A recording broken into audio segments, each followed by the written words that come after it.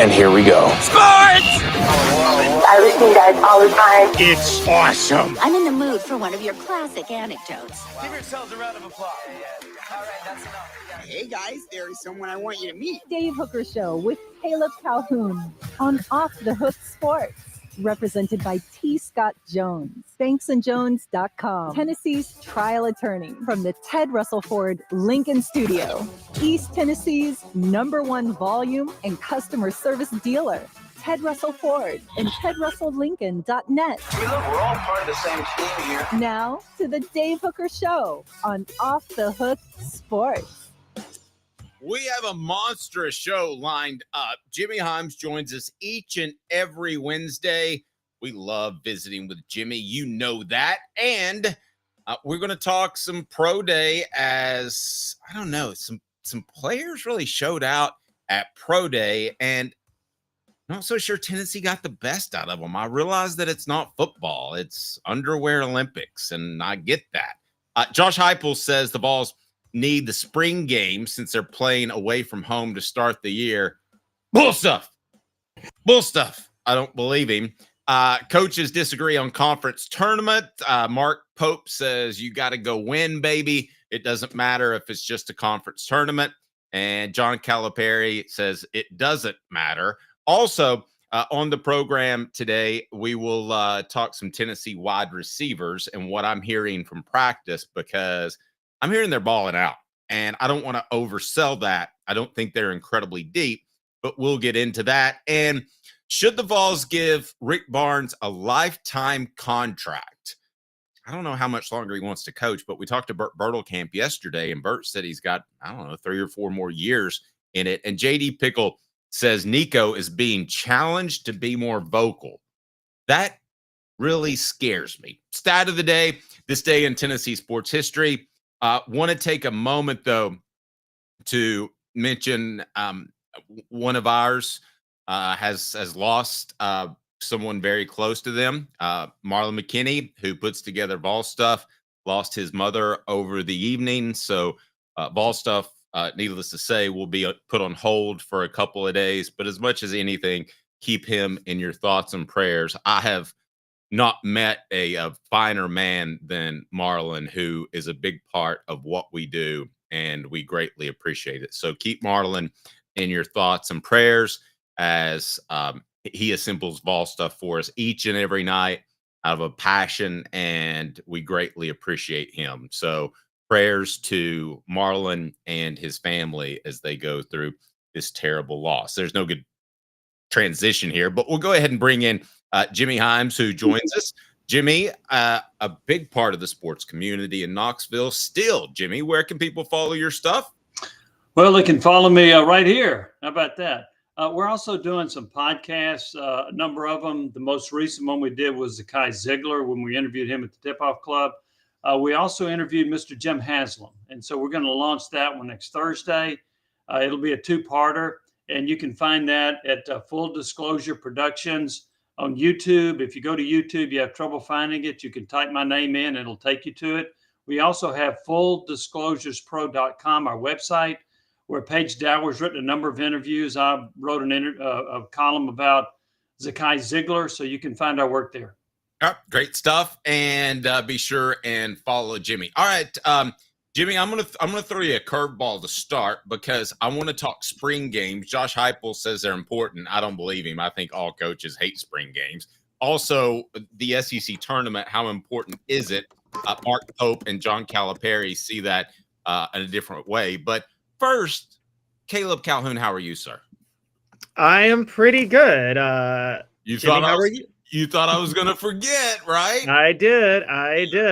It was a busy start to the show. But Jimmy, I'm gonna throw you a curveball. We had Bert Bertelkamp on before we get to Josh Heupel, and we talked about the starting 5 during his career, which is close to coinciding, I believe, with when you took over at then WNOX or was it 98, I believe? In 1998 is when I started at radio station with what became the Sports Animal. Right. Right. Now it's the sports animal. And so I wanted to ask you, who would be your starting five during that time? If you were to pick the five best basketball players, I went with CJ Watson, Chris Lofton, Vincent Yarbrough, Dalton Connect, and Ron Slay. I went small basically because I like Ron Slay a lot. He's playing the five, which he'd be out of position, but that's where I am. I went small positionless basketball. If I were to ask you that question, do you have any strong feelings one way or another? I like the ones that you selected. Ron Slay was an SEC Player of the Year. Dalton Connect was an SEC Player of the Year. And I know he only played 1 year, but it was a spectacular year. CJ Watson's a great point guard. Is he better than Zakai Ziegler? That's debatable. Watson, I'll say this. I think Watson had a couple of 30-point games in the NBA. Watson will have ended up being a better NBA player than Ziegler. So if you want to project it that way, you would go with CJ Watson. I don't have a problem. Vincent Yarbrough was an outstanding all-around player. I know that some people felt like he underachieved, but then when you look at his stats at Tennessee, he ranks high in points scored. He ranks high in steals, in rebounds. He really had a nice career, although some people felt like he could have achieved even more. I'm fine with that top five. I'm trying to think of somebody, and of course, Chris Lofton, but I'm trying to think of somebody that you didn't include that I would have, other than Grant Ziegler. Williams. I'm sorry? I'm sorry, I'm jumping in. Grant Williams. That's the one player that Grant Williams, SEC Player of the Year. Okay, so Yeah. who do you take out? I mean, I went with Ron because I like him a lot. but no true. But the problem is the one issue with this team is there's no true center outside of maybe Marcus Haslam. My team is incredibly small. Like I could be a starter on this team height-wise.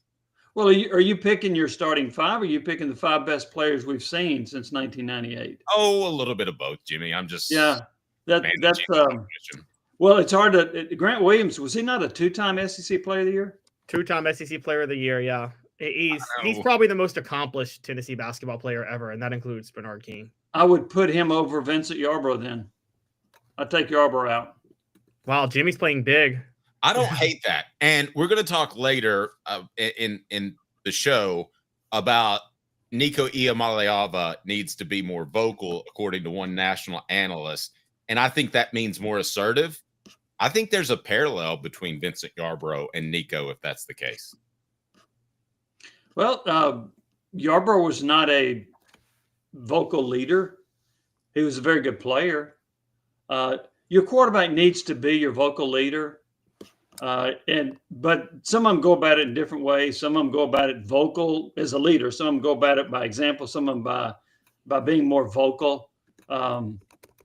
I just wonder nowadays, do you run the risk, if you're more vocal, of offending a teammate who says, well, if you're going to talk to me that way, I'm going to go transfer. So, Probably. you got a lot of whiny players out there right now, right? We definitely do. Let's get into today's tough question, as the show represented by Banks & Jones, Tennessee's trial attorney, banksandjones.com, as we broadcast from the Ted Russell Ford Lincoln Studios on Parkside and Kingston Pike. Fantastic selection. You'll absolutely love it. So today's tough question is, Josh Heupel said the Vols need a spring game since they're playing away from home to start the year. Do you believe that? Today's tough question brought to you by Banks & Jones, Tennessee's trial attorney, banksandjones.com. Today's tough question. Boom. You heard that. Now take it. The Dave Hooker Show with Caleb Calhoun. Represented by T. Scott Jones, banksandjones.com, Tennessee's trial attorney. From the Ted Russell Ford Lincoln Studio, East Tennessee's #1 volume and customer service dealer, Ted Russell Ford and TedRussellLincoln.net. Now to the Dave Hooker Show on Off the Hook Sports. All right, Jimmy Hyams, let me start with you. Do you buy that Josh Heupel says he's excited about a spring game and he needs that because Tennessee plays away from home and he wants his team to be in front of a crowd? Okay, let me make sure I heard you right. Did you say spring game or spring scrimmage? Because Spring that's game. what they are. Before you give your take, let me read the full quote real quick. Well, I'm being facetious here. I'm sorry. Oh. because they are spring scrimmages, right? That's what they do. They do situational stuff. They go 3rd and 1s. I mean, I don't consider them a, quote, game. Maybe y'all do. But what I've seen is more situational stuff. So I look at them as scrimmages. I don't look at them as being all that valuable, although I do think you want to get as many reps as you can for, let's say, a freshman tackle named David Sanders or newcomers at receiver. So I can, or newcomers in the offensive line. So I can see getting as many snaps as you can. How does that prepare you for going on the road to play Syracuse and Atlanta? I don't think it does. So I don't see a correlation between a, quote, spring game and you're opening the season on the road. Do you?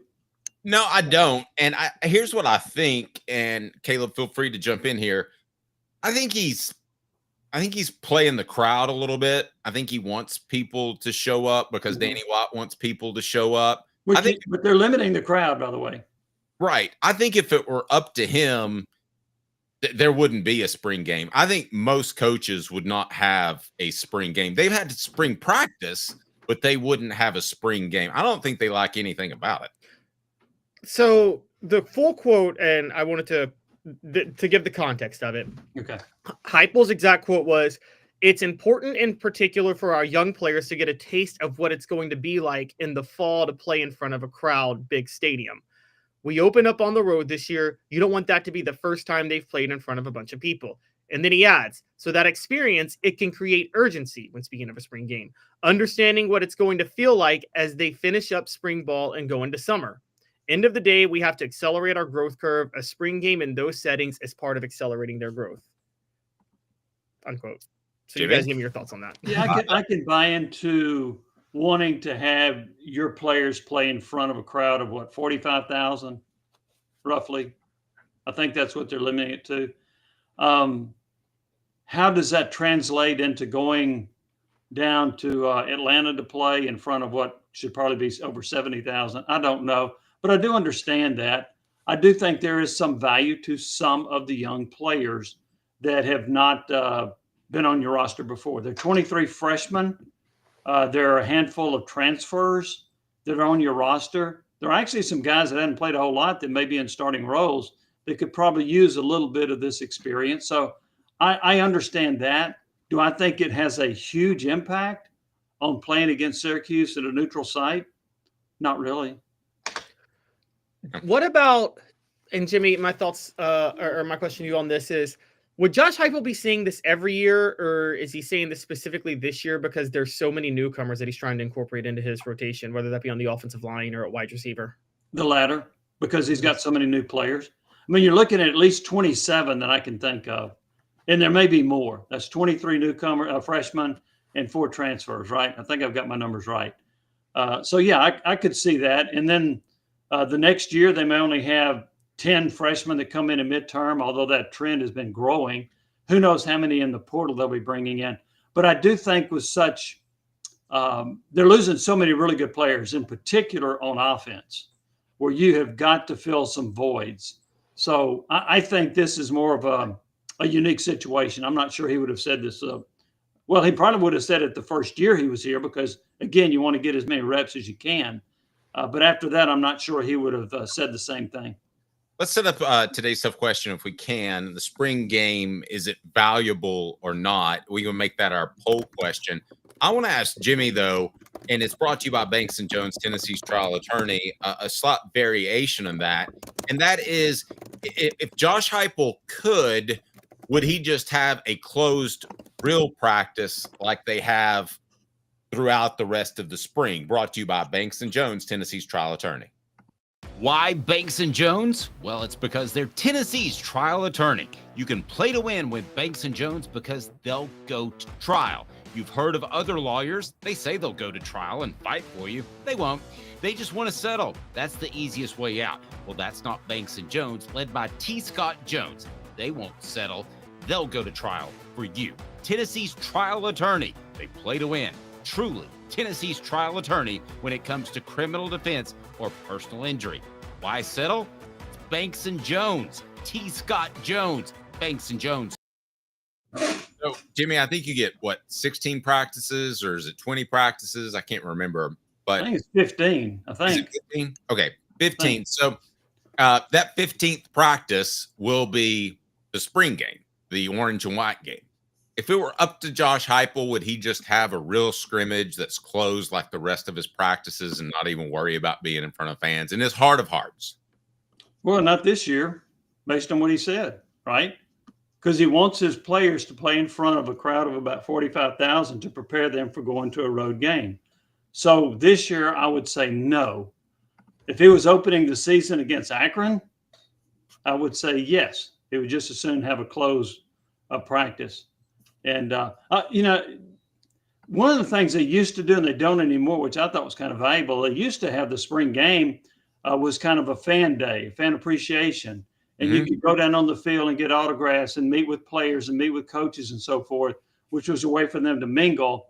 One reason they did away with it is because you might have had 2 people lined up for one player and 200 lined up for your quarterback. I wasn't aware that was the reason. Yeah, and so a lot of the fans would go away ticked off because they didn't get the autograph of the player that they wanted, and they thought they were actually alienating more people than they were pleasing.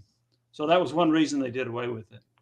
Let me ask you two a question real quick, and because you guys, by the way, nice coat, Caleb. I like that. Oh, thank you. Because you guys both covered this team, and it's a little bit different, but maybe it's similar because obviously there's a trend right now of moving away from the spring game. And Josh Heupel, because he's got a lot of new talent, is doing the reverse, saying, I got to get these guys ready. Is that in any way reminiscent to you guys of 1998? The trend was growing of not having quarterbacks get hit in spring practice, and then they take the green shirt or red shirt off T. Martin in 98 to make sure he gets hit to get him ready. And did that help, hurt, or not matter when he opened the year at Syracuse? Funny enough, ironically, Syracuse, that was a top 25 team on the road. I think it helped that they took the jersey off T. Martin and made him a runner. I do remember this. The offense had trouble making a first down in the spring against that defense. Their offense was terrible. And they realized the defense was pretty good. But they wanted T. Martin to play they knew he was going to be asked to run a lot as opposed to Peyton Manning. Now, the truth be told, T. Martin wasn't pleased with that. He thought he should have gotten the same treatment as Peyton Manning. That's right. Don't hit me. Don't hit me.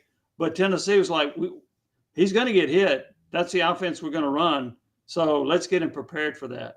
And if you look at what they did against Syracuse, where didn't he rip off like a 64-yard run to help set up a game-winning field goal? Mm-hmm. Well, it was a drive before was when they were down 27-24, and it was like a 3rd and 9, and he ripped it off, and that was where he threw that touchdown pass to Peerless Price, the second one. So his running ability in that game and some of the plays he made with his feet were critical to Tennessee beating Syracuse. So it's kind of hard to argue with their philosophy during the spring, considering they won the national championship. But the thinking behind it was, we got a quarterback that's going to get hit running it. Let's get him used to it. Yeah, the problem with making the quarterbacks live, though, is Joey Matthews still has a twitch. That defense ate him alive, destroyed his confidence. And I watched him in high school. He was a fine quarterback. I thought he was going to be good. A little heavy-footed, but great arm. And it was just like, he got through that spring, and it was like, I'm ready. I think he's a police officer now. Is that right? Yeah, he's protecting quarterbacks. Right. All right. So, yeah, I miss the days. I just wish they would turn it into some sort of signing event and not even count it as a practice so that Tennessee would get an extra practice. That would help them. Or make it a skills challenge like the pro day that they had.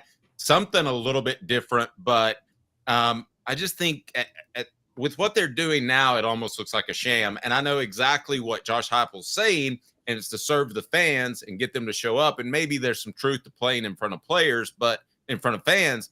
But I just don't think he really likes it. Now, one of the things that Caleb doesn't like is conference tournaments as we change to basketball. He is one of the first to say, just throw the conference tournament. And recently, John Adams, our colleague, it said that Tennessee may benefit from an early exit from the conference tournament. So I ask you, Jimmy, should that matter? Do we want to play the clip from Mark Pope and John Calipari? Are we going to play that? Yeah. We're going to play it right now. It's funny. I think Kentucky, it was posted by a Kentucky fan site, but they were trying to do it to take a shot at John Calipari on behalf of Mark Pope. But I think many people, myself included, found ourselves agreeing with John Calipari. So I'm going to share this real quick and you guys give me your thoughts after. Just quick reel.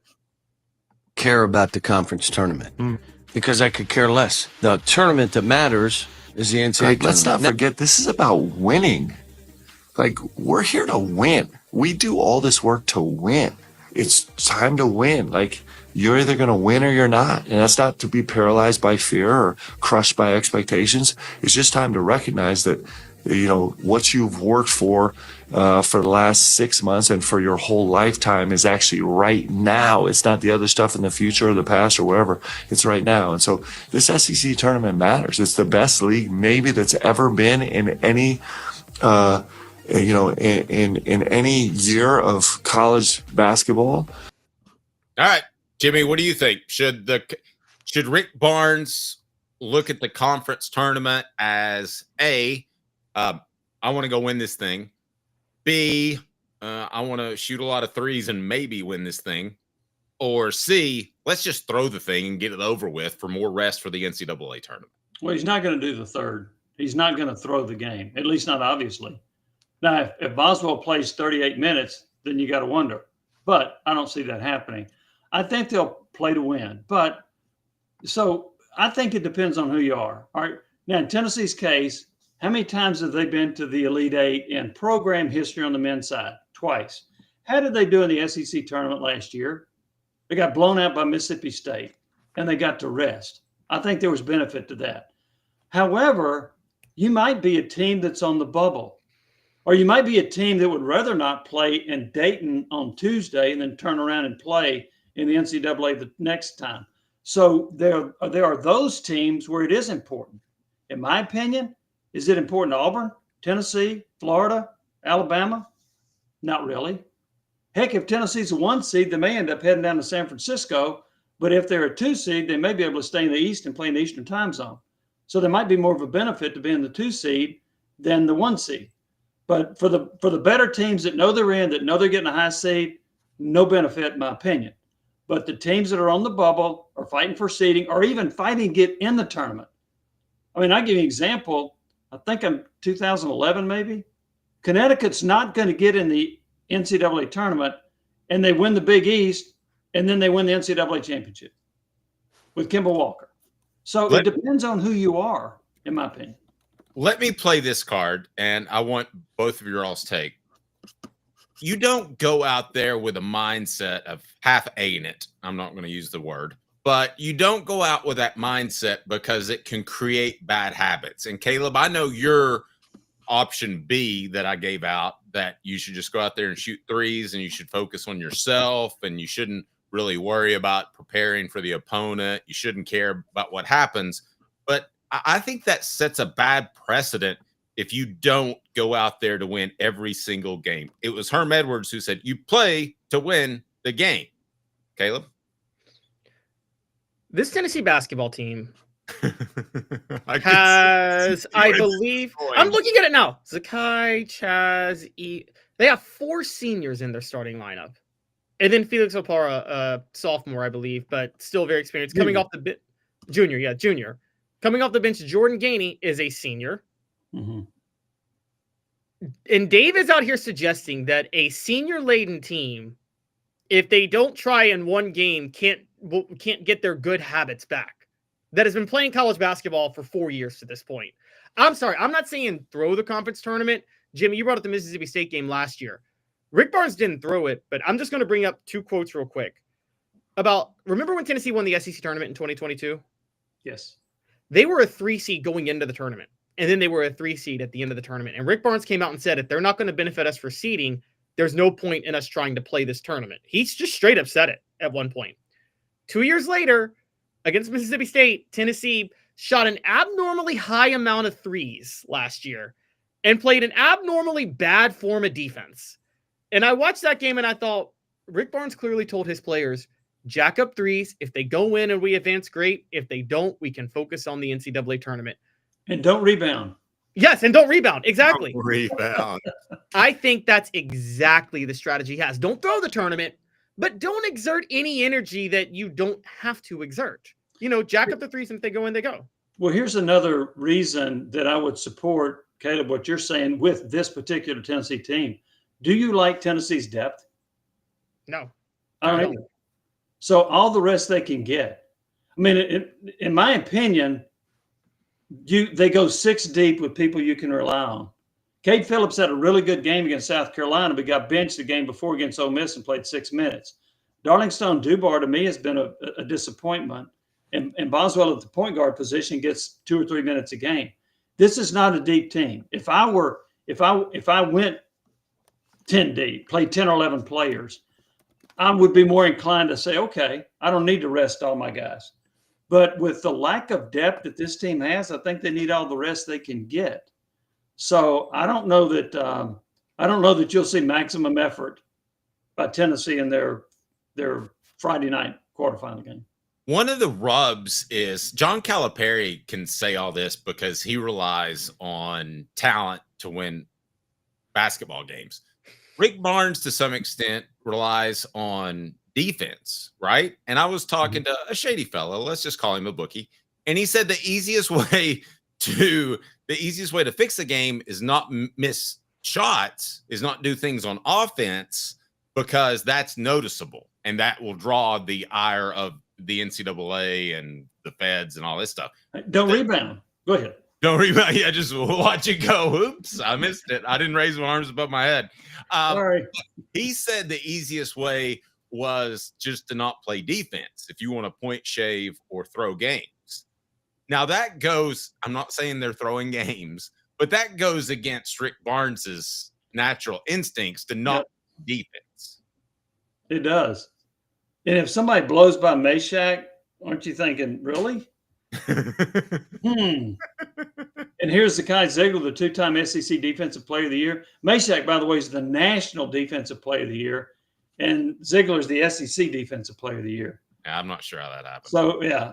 But if the guys they're guarding score 25 points each, you're going, So, yeah, I would be curious to see how he plays it. I'd also be curious to see how much he goes to his bench. Is Dubar going to get 22 minutes? Is Phillips going to get 18 or 20 minutes? Is he going to use his backup point guard and play him a lot to rest his team? I don't know. But if you gave, and look, we don't know if they become a 2 seed, they lose early, they get rest. We don't know if they're going to get to the Elite Eight again. And if they exert energy and they win it all, you could argue, well, there's some momentum going into the tournament, so as the NCAA tournament. So therefore, that was a positive. But I'll say this, with this particular team, I think if you lose the first game you play and you're a 2 seed, I think there's a greater benefit to this team with its lack of depth. The fact you can probably stay in the Eastern time zone to play your games is a greater benefit than winning 3 games and then having to turn around and go play an NCAA tournament game, who knows where, on perhaps even a Thursday. Do we real quick, Caleb, do we all agree that winning one game is really all that matters? Because there's no way they can reshuffle the entire field if Tennessee were to win 3 games. I mean, I think maybe I'll disagree, but I think the bracket's 90% set by Sunday morning. I do agree with that. But here's what they could do in Tennessee's case, for example. Let's say Tennessee is hovering around that 1 or 2 seed, and they're fighting Florida for that spot. So Florida and Tennessee play for the SEC championship. Tennessee wins it, they become the last number 1 seed, and then Florida becomes the first number 2 seed. But if Florida wins it, they flip them. So I think they could probably do that. But other than that, I don't see many changes. Other than that, I don't think the conference tournaments mean a lot on that Sunday. That's one reason Rick Barnes has argued, 2 reasons he's argued this, that the SEC should play the championship game on Saturday. One, it gives the committee time to adjust the seeding if necessary. Secondly, it gives the SEC champion or runner-up another day of rest before playing in the NCAA tournament. Well, I go further than Dave. I think they have 90% of their bracket set before. I think they already have it set. I think this committee is lazy. I think they're doing the bracket before the conference tournaments start. And I think the only thing they do in the conference tournaments is they see if a team wins it to get an automatic bid, and then they got to reshuffle. But I don't think they like to spend I don't think they like to mess up their weekends, guys. So those guys on the committee, they don't rebound. Exactly. They don't. Let it go. They're throwing the bracket. Yeah. Jimmy, I was on here with I have to say though, I was always this way about conference tournaments in basketball, but again, I'm this way with the SEC championship in football now. I mean, I know this is crazy, but I think Georgia, looking back, would rather have lost the SEC title, not have the bye, but have Carson Beck playing, than had to exert energy to try to win that game and lost their quarterback for the playoff. Well, yeah. Okay. It's kind of hindsight 2020. I mean, yeah, that is some pretty good second guessing. I would. What? But think about it this way. I think Tennessee should have stopped the draw in the 2001 SEC championship game. Well, yes, they weren't prepared for it, guys. But no, the reason I bring that up though is the whole point of the SEC championship in football is you're sold if you win it, you get a first round bye, right? So you don't have to play a week. Okay, but you still have to kind of play an extra game anyway because that extra game is the SEC title game. So you could just not try to play the SEC title game and call that your bye. At the end of the day, you have to play the same number of games to get to the second round. If you think about it that way, I think I'm just going to say it. I think that there are going to be teams in the next couple of years that just don't care about winning the SEC or Big Ten title. I still think Penn State threw the Big Ten title, but Jimmy, we've kept you too long. Dave Franklin did that. We've kept you too long, but what happens if the SEC tournament devolves into the NBA All-Star game where they're just throwing oops and doing stupid stuff, and it's 160 to 140? I mean, I say that jokingly, but I'm not completely ruling it out. I would really be concerned if, along with that, they have a dunk contest and 3-point shooting before the game. If they do that, then we need to talk to your bookie. Yeah, he's a shady fella. Jimmy, I appreciate you. Tell us what you're doing. Full disclosure. Well, we Paige Dower and I just we did a series of 2 podcasts of Tennessee leading into this SEC tournament. One of the topics was, is it better to lose early and be a 2 seed or try to win it and be a 1 seed? And that's on our podcast on Full Disclosure Productions. You can find that on YouTube. And I'm still doing the rewind segments. The most recent one was Zakai Ziegler. The next one coming up will be with Mr. Jim Haslam. And we talked primarily with him about his memories and relationship with General Nealon. So that's pretty awesome. We think people will enjoy that. That will launch next Thursday. You can find that on YouTube. And if you have trouble going to Full Disclosure Pro on YouTube, you can type in my name at YouTube and it'll take you to those interviews. And we're talking about Big Jim, right? Yes. Okay. Who's 94 years old. He's the oldest living football letterman. I called him the most mature, and he said, no, that just means I'm the oldest. I said, okay. Well, and again, I know I'm keeping you too long, but we had discussed off the air how sharp he still is, which is pretty amazing at 94. Absolutely. Well, he's a very smart man to do what he did and make the money that he did, but he's also very astute about athletics. And it was funny. Give a little hint on this. General Nealon told Mr. Jim Haslam, he had an offer to go become the head coach of South Pittsburgh High School. And he decided, no, I'm not going to do that. I'm going to go work for this guy up in La Follette with a gas company. And that led him to the success. And I said, what do you think would have happened if you'd gone to South Pittsburgh as the head coach, he said, I don't know, but I don't think I'd have made this much money. Well, no, he wouldn't have made. Okay, one last thing about this, and you can check it out at Full Disclosure. But one last thing, how involved do you think he still is, and how involved do you think Jimmy still is? Because it feels like when you and I worked together back in the early 2000s that they kind of called the shots and ran everything, whereas it feels like more people are involved now, and maybe they pulled back a little bit. But you tell me. I think they pulled back considerably. Jimmy Haslam is more worried about the Cleveland Browns, although he was a part of the committee that selected the athletic director a few years ago, which was John Curry. But he's pulled back a lot. And the elder Haslam, Mr. Jim Haslam, I think he gets informed about what they're doing. I don't think he tells them you need to hire this guy or I like this guy. I think he's just kept in the loop. So I think his impact is minimal at this point. Jimmy, have a blessed day. You know we love you, man. Thank you, Dave. Thank you, Caleb. Y'all have a great day. Thanks, Jimmy. Jimmy Hyams. Yes, Jimmy Haslam is trying to massage a Super Bowl out of the Cleveland Browns. Yeah, and here we go. Great comment from Derek. Yeah, Jimmy Haslam, the son. That Deshaun Watson contract was not too sharp.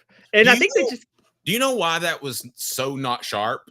Is it was all guaranteed, but do you know why it really made a lot of owners mad?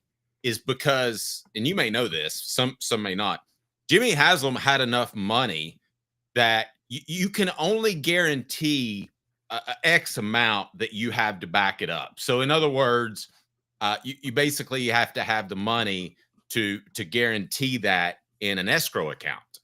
And not only did he make everybody mad by making it fully guaranteed, but he also, in doing so, the other owners that don't have as much money, still they're doing well. Don't get me wrong, but they didn't have that type of money in escrow. So essentially, he was the only owner that would offer that contract. Oh yes, I remember reading about that. You're right. It resets the market for so many other quarterbacks. But he also just yesterday with Myles Garrett, he now has the highest paid quarterback and the highest paid non-quarterback in NFL history on his team. Wow. And Deshaun Watson's lost it. I mean, that guy's been through the ringer. That thing is done and done. I'm sorry. It's just not going to happen for him anymore. Double D Piping Fire Protection Contractors, providing around-the-clock service, protecting our customers' lives and properties at all times. And that is at all times. This day in Tennessee sports history after 30 seconds from Double D Piping. Double D Piping provides full-service fire protection on any scale. From residential homes to government facilities, we can assist any customer through design, fabrication, installation, inspection, and demonstration of fire suppression systems. With 30 years of service across 5 states and a full staff with over 40 years experience, our quality can't be beat. Don't get caught watching what you could have prevented. Call Double D Piping, the absolute best in This day in Tennessee sports history. It's cool, baby. It's cool. Now you know, and knowing is half the battle. The Dave Hooker Show with Caleb Calhoun, Off the Hook Sports. All right, this day in Tennessee sports history, what do we got, Caleb Calhoun? On this day, I'm sticking with the run that Tennessee had in the 2022 SEC tournament, but it was the highlight of that SEC tournament because on March the 12th, 2022, Tennessee basketball beat 5th-ranked Kentucky 69-62. They were ranked 9th. Kentucky was ranked 5th, and they beat Kentucky to go on to the SEC tournament title game the next day. Believe it or not, a well-known player on that team was somebody named, wait for it. Zakai Ziegler, and he had 11 points in that game off the bench. Okay, so let's say that Tennessee wins the SEC tournament, or at least plays on Sunday. Is that a detriment?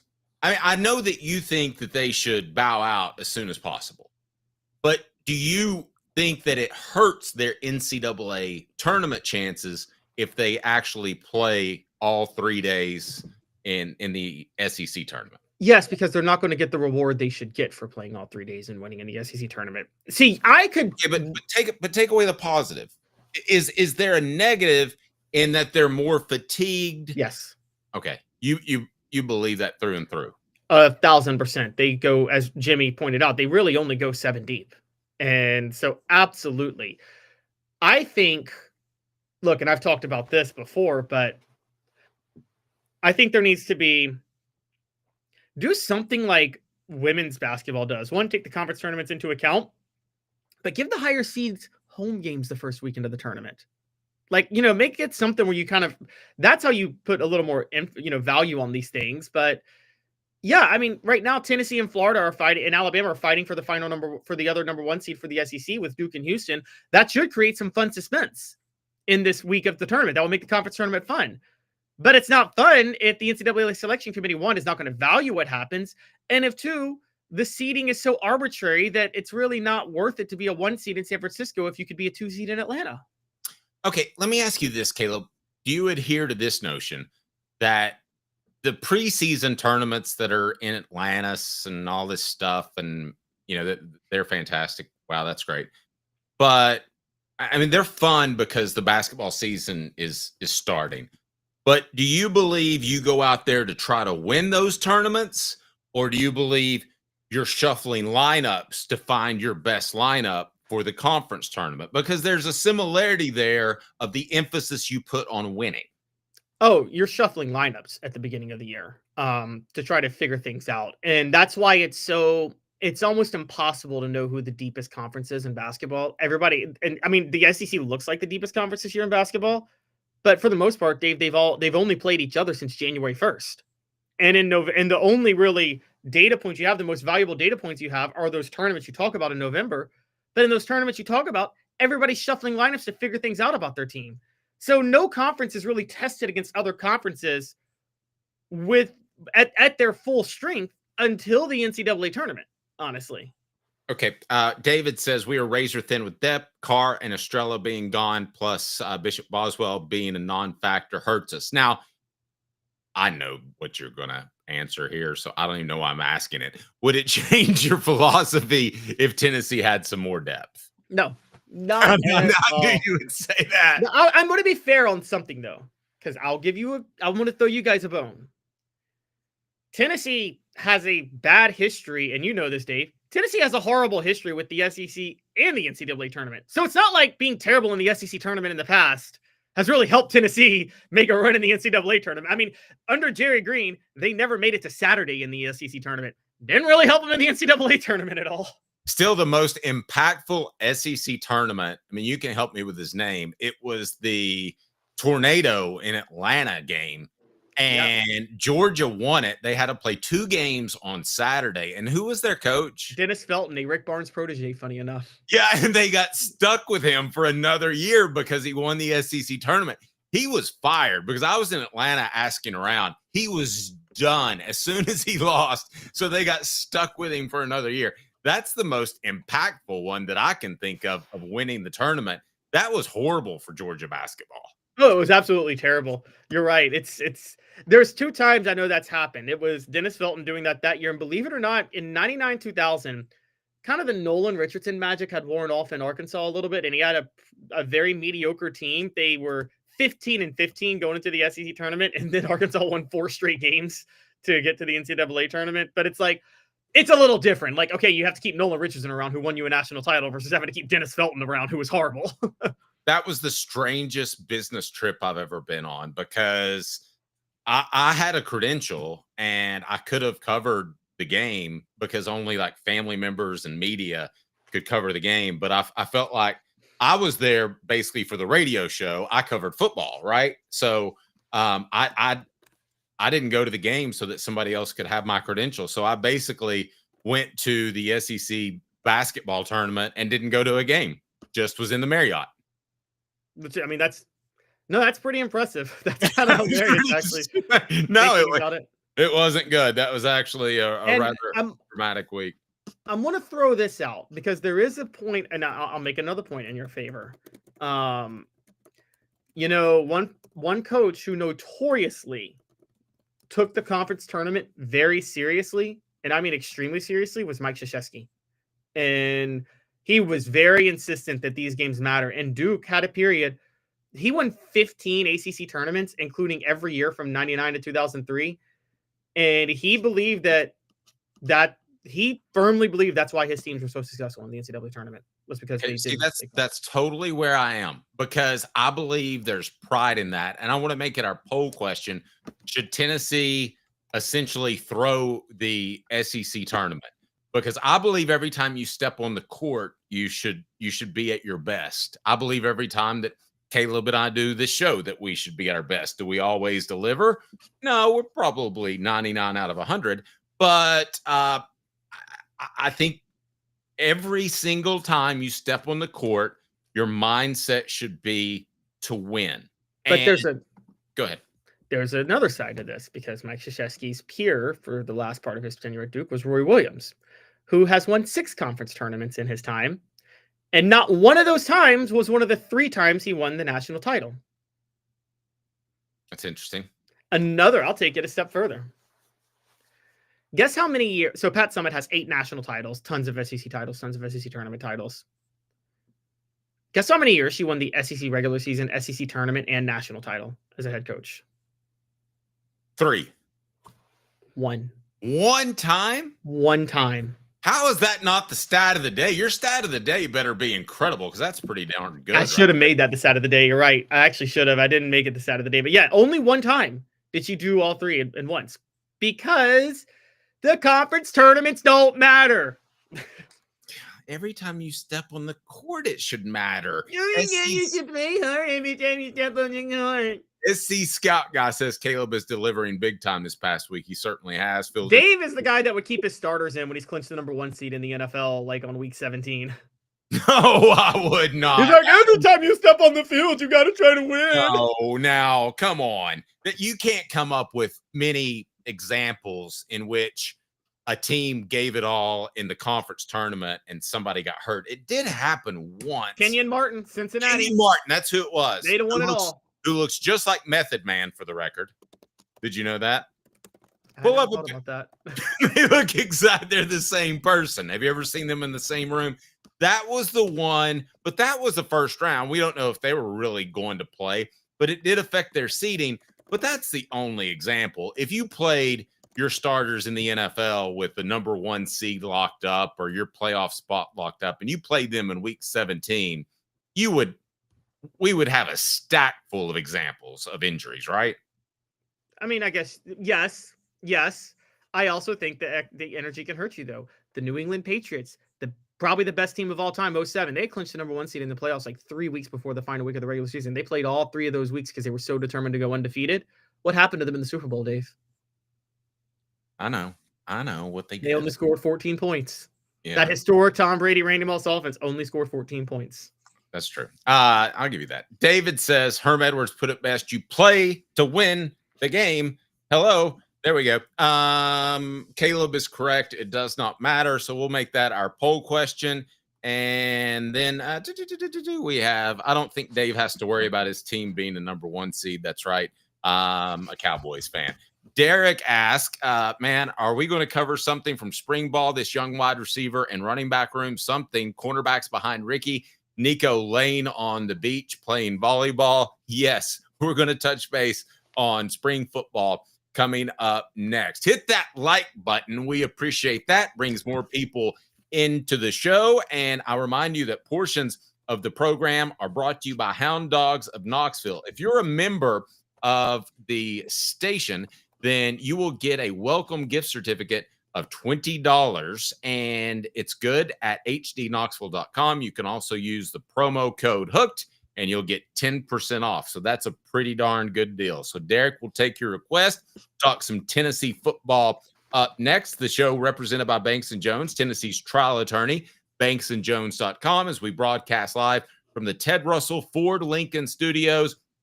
Driving my Jeep this morning, absolutely fantastic. I was so happy, and the buying process was incredibly easy. They worked with me, and I'm telling you, I found a used vehicle that was perfect for me, but they've got great deals on new vehicles as well. So hang tight with us. The show represented by Banks & Jones, Tennessee's trial attorney, banksandjones.com. 2 minutes, spring football up next. It's a new year, a new day, and Ted Russell Lincoln has an exciting new offer to share.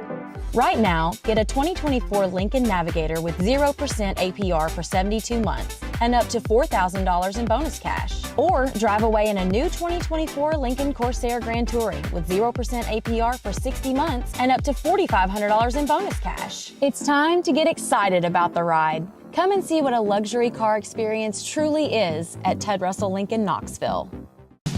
Now in its 45th year, the second and third generations continue Joe Newbert's commitment. His vision of what this business needed to be, we still try to live up to that. Joe Newbert Collision Center.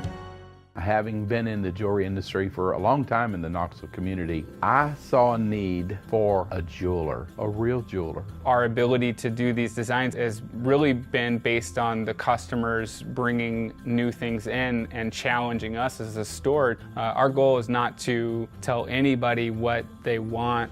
Our goal is to listen to what they want and then help them get there. Schedule your consultation today to get your special someone the perfect custom gift just in time for the holidays. Hi, Mike Davis here with City Heating and Air, reminding you to always dare to compare. Our team provides quality local heating and air service, installation, and maintenance across East Tennessee. We use only the best equipment like American Standard heating and air conditioning for your residential, new construction, or commercial needs. Honesty, dependability, and customer satisfaction have been the cornerstones of our business since 1961. City Heat and Air. Dare to compare.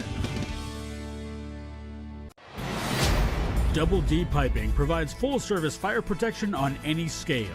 From residential homes to government facilities, we can assist any customer through design, fabrication, installation, inspection, and demonstration of fire suppression systems.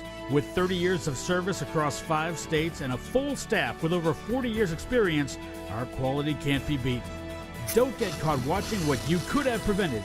Call Double D Piping, the absolute best in Ginger Power, the Dave Hooker Show with Caleb Calhoun. Represented by T. Scott Jones, banksandjones.com, Tennessee's trial attorney. From the Ted Russell Ford Lincoln Studio, East Tennessee's #1 volume and customer service dealer, Ted Russell Ford and TedRussellLincoln.net. Now to the Dave Hooker Show on Off the Hook Sports. Question on the message board. We always pay attention to what you want to talk about. I'm worried about the defensive tackles because they could make or break our defense. Do you agree? It's a little early for me to say that, and here's why. Because they're just now putting on pads. And I think that defensive tackles running around in shorts just doesn't give you a real good indication of how good they could be. But if you look at who Tennessee is going to roll out there, I mean, clearly they're not going to be as good as they were last year. Jackson Woy needs to take a step. I've said this before, it's stereotyping, but Polynesian players are usually really good, play really, really hard. So I would lean towards he's going to play hard. Bryson Eason has to take a step. David Hobbs has to take a step. And then I do get a little bit worried about Tennessee's depth at that position. It's not going to be like last year where they can rotate 6 guys in, or at least 5. It's going to be, those starters are going to have to play longer. And I think it will be a concern, but let me get them in pads, which I believe is today, and I'll pass along what I'm hearing. But this is a big year for David Hobbs. We haven't mentioned his name, but he needs to take a step. He was a highly rated prospect when Tennessee signed him.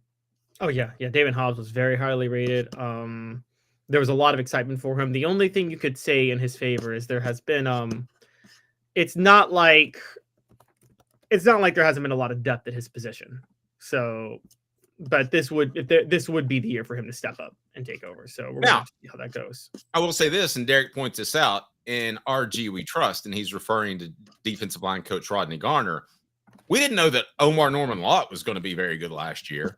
As a matter of fact, Tennessee, I think, got the most out of each and every one of their defensive tackles, with the exception of Elijah Simmons. Is that fair?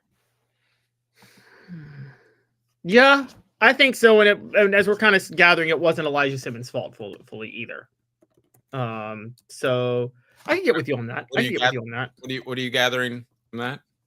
It wasn't Elijah Simmons' fault fully either that they didn't get the most out of him, because he just battled injuries the whole time. So yeah, but I'm gonna go. I suffered a lot more injuries just in the gym when and playing racquetball when I was heavy. Wow. Someone's like, I'm not giving him that benefit of the doubt. I don't mean to sound mean, but it just, you got to get yourself in shape. And he played 30 pounds too heavy at times. And that to me was troublesome. 4 downs now, as we're going to break down Tennessee's wide receivers and what we're hearing. I'm hearing they're absolutely balling out. So let's talk some Mike Matthews. Let's talk some Braylon Staley. Let's talk some Travis Smith. It is 4 downs, and it is brought to you by our fantastic friends at the Hemp House. Come on, guys, it's game time. 4 downs. Can you count? 4 downs. 1, 2, 3, 4. The Dave Hooker Show with Caleb Calhoun. Represented by T. Scott Jones. BanksandJones.com. Tennessee's trial attorney. From the Ted Russell Ford Lincoln Studio, East Tennessee's #1 volume and customer service dealer. Ted Russell Ford and TedRussellLincoln.net. Now to the Dave Hooker Show on Off the Hook Sports. Derek, I see a good comment, and we'll touch base on that here momentarily. We want to hit on these wide receivers first. First down, Mike Matthews. Here is what I am hearing is that he looks fantastic. So whether or not it was an unfavorable NIL deal that he got last year that affected his production, whether or not it was injuries, which Josh Heupel said was a factor last year. I have trouble buying that because we didn't hear that at all last year. Or it was just the fact that he wasn't ready, or Josh Heupel didn't play him because he doesn't like playing first-year receivers. But whatever that was, it's over. Mike Matthews is absolutely, again, they've been in shorts, so I don't want to overstate this, but Mike Matthews is doing a fantastic job in practice and continues to make plays. And, whoa, good comparison. David says he reminds me of Josh Malone. That's a really good comparison, actually. Ooh, that is actually a very good comparison. I think he's got more speed than Josh Malone, funny enough. I would agree with that. I'm very high on Mike Matthews too. I don't really fault him at all for last year. There's 2 reasons. You brought up 4 potential reasons that Mike Matthews didn't ball out last year. Of those, only one would be concerning about him this year, which would be if he was upset about his NIL deal. That would speak to his character. But if there was injuries last year, that's not his fault. And then the other 2, Josh Heupel, okay, true freshman, maybe need a year to learn the system at playing receiver. And Josh Heupel was playing favorites with, not really playing favorites, but preferring the seniority guys that have been there for a while. Neither of those is going to work in Mike Matthews' favor as he tries to learn the system. None of those things are working against him this year. So, I mean, I think the plan all along was for this year to be a Nico Mike Matthews duo that, okay, did I just jump the gun on Nico? Could Nico Mike Matthews be Joe Burrow, Jamar Chase? We're going to get to Nico not being vocal enough, which is troublesome. So I'm not willing to go that far, but you may have jumped the gun. This may be the year that Nico truly establishes himself. This from Derek. Thank God Ryan Williams opened Josh Heupel's eyes. I don't know if it was that or not, but listen, you're at the point where freshmen need to come in and play, and you need to get all you can out of them because you don't know if they're going to transfer. I mean, what if nobody thinks Ryan Williams is transferring from Alabama and he's getting paid plenty, I'm sure, right? Yes. But, I mean, what if he goes to L.A. to train and he finds a girl and he decides he wants to transfer to UCLA? I mean, you've got to get what you can out of these players. This whole you need a year to get used to things that Josh Heupel has utilized to this point in his career is very antiquated. 100% agree. 100% agree. And that's gonna, but Heupel is a little bit different with his offense maybe than others. I mean, it's a little bit more complex for receivers to figure out. Weirdly, it's easier for quarterbacks to figure out and more complex for receivers to figure out in the system. So maybe that's one of the problems. Last year, Ryan Williams, I mean, Dave, let's call it what it is. Kalen DeBoer had to simplify his scheme for Jalen Milroe as it was. And part of simplifying it was, okay, if Ryan Williams is there, throw him the ball. Yeah. And it was pretty easy. If he's open, throw it. It's not that difficult. Coop, what should people do as we do 4 downs? Cooper Mays here. Hit like and subscribe. Thank you, Coop. Cooper Mays here. Second down. Second down is this, and we're going to get to Travis Smith. Braylon Staley, a name that maybe because of Travis Smith and Mike Matthews and Chris Brazel has slipped between the cracks a little bit, but I'm hearing really good things about Braylon Staley. Again, they're in shorts, but I think you can judge skill positions a little bit more. But look for Staley to have an impact, I would think most likely at the slot position. Oh, yeah. Braylon Staley, I thought, was the guy in line to replace Squirrel White in the slot back in the day. And you guys help correct me on this. I'm forgetting the name already, but Braylon Staley comes out of South Carolina. I mean, guys, if you want to talk states where players come from, I don't think Tennessee's had more success with players from a state than with South Carolina. They work out almost 100% of the time when they go to Tennessee, don't they? And yeah.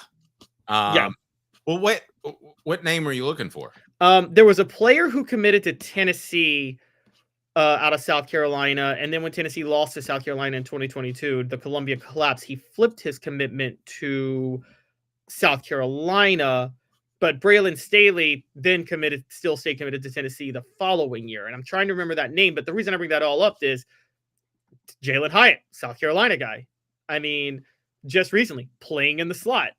So this is definitely one of those things where I think that what you just talked about, Braylon Staley, I always expected Mazio Bennett was in the same class as Braylon Staley, and they both had committed to Tennessee, but Staley ended up staying committed after the Columbia collapse.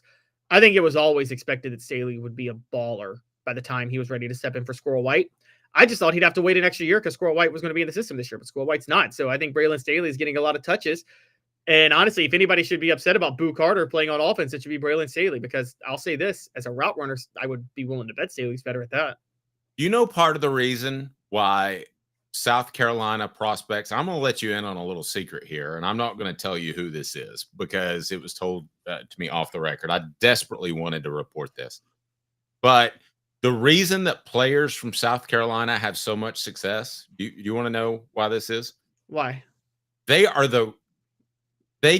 kind of like the redheaded stepchild of football, South Carolina. And I've got red hair and both my parents are remarried, so I can say that. Because first of all, Albert Haynesworth, I will tell you, was harassed relentlessly when he committed to Tennessee. That's why coming off the field in that Casey Clausen 4th and 14 pass that he completed, you can help me with the year. That's why he decided to give the entire student selection section the one finger salute coming off the field as Bud Ford was trying to pull him off the field. One of my favorite moments of all time. Both of them, birds up, man, double birds. Here they go, standing right there, begging somebody to come down and challenge him because he's 6'6", 330 pounds. And then, but I'll give you one. I can't give you his name. He was an offensive lineman. His mom worked for, I believe it was the post office. When he committed to Tennessee, his mom got fired. So what you're saying is the reason they work out is when they go to Tennessee, they have a personal vendetta to make sure they're successful when they're at Tennessee. They're damn mad is what I'm saying. They're damn mad. And I think that has, I would be interested to look at other South Carolina prospects that go to other schools besides Clemson and South Carolina. But it is kind of like South Carolina knows that, and tell me if you think I'm wrong. If South Carolina got every one of their top prospects, South Carolina, and they assembled them all, and they didn't lose a single one, they'd have a championship caliber football team. Oh, yeah. I mean, before Clemson took off with Deshaun Watson in the mid-2010s, Steve Spurrier actually was getting all the prospects out of South Carolina, and they had a championship caliber team. Remember with Jadeveon Clowney and those guys, Dave? Funny enough, if it wasn't for a fluke loss to Butch Jones, Steve Spurrier might win the national championship in South Carolina in 2013. And here's a classic one. Remember Kiffin crapped on Alshon Jeffrey, who was an all-pro NFL receiver supposed to work at a car wash. Did he say that? You can tell me, Dave. Did Lane give it? Because that's always been a rumor that he's denied. Oh, no, he said that. He said that. Okay, he said you're going to be pumping gas for the rest of your life. 110%. He said it.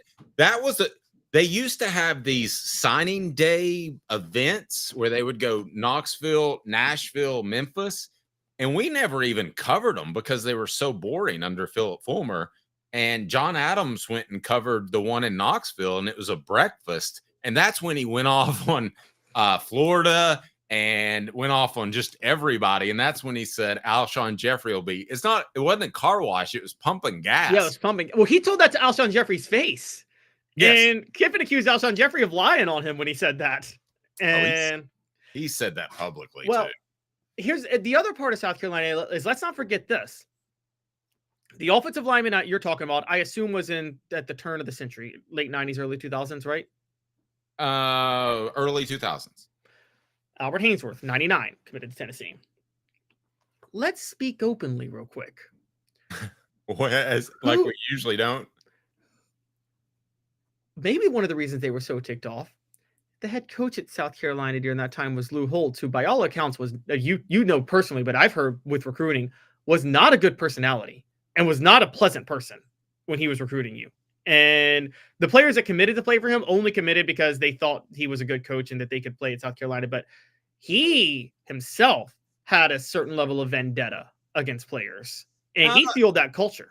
Yes, I agree. And I'm not just saying this because Lou Holtz dog cussed me one time, but Lou Holtz needed a big school behind him. And that's why he was successful at Notre Dame. Now, it ended up, and we're getting sidetracked here, but it ended up the academic requirements and the discipline that were out of his control caused him to leave South Carolina, but he needed a big school behind him. Now, he had some success at South Carolina, but he needed like a Texas or trying to think of a non-private school or an Alabama. He needed that school behind him because he had a pompous attitude when it came to recruiting. He did. No, you're right. He had a very pompous attitude. And I think that reflected with South Carolina kids that committed to Tennessee at the turn of the century. I bet you Lou Holtz kind of gave a, how dare you? Don't you know who I am? And don't you know that you're decommitting, that you're not committing to this genius coach that will make you great? I will absolutely guarantee you that was the case. Yeah, I believe it. Whereas, say what you want about Spurrier, but Spurrier probably was like, if they don't commit, we'll find somebody else to run it. I mean, wasn't he? Yeah, he was, and really, that's the way you should be in sales. Well, like, I'm here to help you, and if you don't want my help, then I'll go somewhere else. That's Spurrier never cared if he got talent, though. I mean, this is the same guy that told Emmitt Smith, like Emmitt Smith was wondering whether or not to come back, and Spurrier could have used him his first year, and he's like, "Are you staying or going? Because I got to make a decision on running backs in the spring." Yes. Where are we, Coop? Tennessee center Cooper Mays here. Third down. All right, third down is a guy that we haven't talked about much, but it's Travis Smith. I'm hesitant to say that he's going to have a huge impact because we've talked about how first-year players don't. But I'm telling you, the reports I'm getting from those in the know within the program is that Travis Smith looks really, really good. So I'm having trouble jumping all over that, but from what I hear, he is going to be a factor this year. And because of lack of depth, Tennessee might not have a choice. Here's a huge advantage for Travis Smith, and this is what I think made him ready in the spring.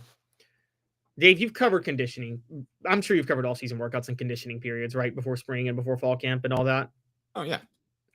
Travis Smith got to campus. He got to campus. He wasn't like conditioned into this. He arrived at 6'3", 207 pounds out of Georgia. That's already the perfect size for a whiteout, isn't it? Sure. So what do you think he spent most of his conditioning doing? Probably just, and he's still right now 6'3", 207. So he probably just spent the whole month fine-tuning his athleticism, didn't he? more than he did actually putting on weight. He didn't have to waste time putting on weight. Or learning the offense. Yeah, or learning the offense. Isn't it, and you can tell me this, Dave, but like, isn't it a big advantage if you're where you need to be weight-wise during the conditioning period, because then you can focus on other things as opposed to just having to put on weight? Yeah, but you're a little bit different from me. You're naturally a thin person. I can eat and put on weight and do all kinds of other things. Okay, but I mean, you know what? Okay, but I'm talking about with players. I had a bad day yesterday eating wise, and if I ate like I did yesterday every day, I'd be back at 300 pounds again. But with football, so if an offensive lineman showed up on campus at 6'6", 330 pounds, they'd probably be more ready in the spring than an offensive lineman that showed up at 6'6", 270 or 280, right? Because they don't have to wait. Well, maybe not that. Maybe they have to lose some weight. But you get what I'm saying. If you don't have to focus on your weight during the conditioning period, there's other things you can fine tune to get ahead of the curve at that time. No, that's fair. But again, if you're there's a term like for skinny people, medium, and I can naturally put on weight pretty easy, so that wouldn't be a challenge.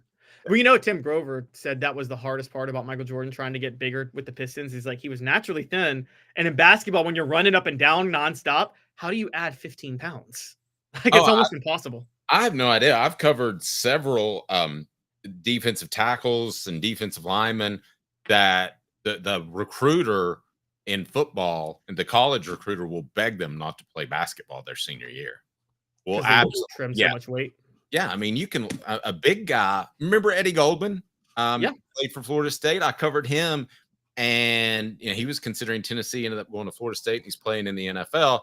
He played basketball, and the guy was incredible. I mean, he could cram it any way you imagine. 330 pounds or 315, and he'd lose 20 pounds during basketball season. So let's get to the next down. What down are we on? Are we on fourth down? Fourth down. Fourth down. Boom. All SEC center Cooper Mays here. Fourth down. All right. How much better will the Vols wide receivers be this year? Let's quantify it first. What were they last year? Scale of 1 to 10. I'm gonna say 5. I'm willing to go lower. Actually, I might even say 4. I think they were very below average. Not their fault. Okay, they all had unfortunate injuries, all of them, and you feel bad about that. But Tennessee had one. I felt like they were overly loyal to Brew McCoy. It was pretty obvious he didn't have the same explosion, but you take a guy like that, a team leader, and such a great young man, and you bench him. I mean, he still brought a lot to the table. He was a great blocker. I think he was a good route runner, had good hands, but he just didn't have the explosion that he used to have. No, he didn't. And Dante Thornton was dinged up at different times, and Squirrel White had a shoulder injury, and that was supposed to be the rotation: Dante Thornton, Squirrel White, and Brew McCoy, and it just didn't work out. That's why they had to work Chris Brazzell in at times. Dave, I don't think they wanted to work Chris Brazzell in at times. I think they wanted him to be a part of this rotation this year. And here's the other thing, just wild theory. Do you think that there are times when a coach says this, because I've told you before, there are times in football where it's 55% one guy, 45% other guys, where it's a close call. Now, in retrospect, we say, oh, you're crazy. You didn't play Mike Matthews more. And there's a lot of truth to that. But do you think there are times in this NIL and transfer age that maybe you don't play a guy quite as much because you're afraid you'll have to pay him more or he'll go somewhere else? Possibly, but that didn't apply to Mike Matthews, because Mike Matthews, I think, always knew this was going to be his year to step up and be the go-to receiver. That's why he did negotiate more NIL money this year. He knew he was going to be kind of a, reserve his first year, and that he was going to step into the offense and absolutely ball out this year. I'll say this. I think Tennessee's receivers are going to go from a 4 to an 8. I'm seeing enough to say, I've heard reports, and Dave, you tell me this, but Tim Banks, they haven't been able to find a cornerback to guard Mike Matthews one-on-one yet. Yes. No, I was told that he continually makes plays, and maybe injuries, whatever the reason was, he should have been more of a factor last year. But I can't help but wonder, do you say in your head, man, if Mike Matthews balls out this in 2024, we're really going to have to pay him in January 2025. They had to do it anyway because of the stuff they told Mike Matthews. And Tennessee's method, I know what it is. They pay specific guys. I guess my question is Mike Matthews balling out? Dave, you've covered enough spring practices during your time. We just talked about how the offense in 98 looked absolutely abysmal during spring ball, and it was actually a pretty good offense in the season. Isn't the defense supposed to be ahead of the offense? So is it more of an indictment of the defense if Mike Matthews and these receivers are balling out right now? Well, you have to remember, again, they're in shorts, so you can't really pressure Nico, so he has longer to throw. Can you ask me that question in a week? Sure. And I'll know when they get in full pads. I mean, we've got to take all this. We've got to take all this with a grain of salt. I mean, they're not hitting yet. Unsung says, will it be the same old once the season starts 5 games in and Smith has only 8 plays on offense? That's my concern. I mean, I think that's a fair concern. That's a fair question of Josh Heupel. Why are you not getting more out of first-year players, be it freshmen or transfers? I can't answer that. I agree. I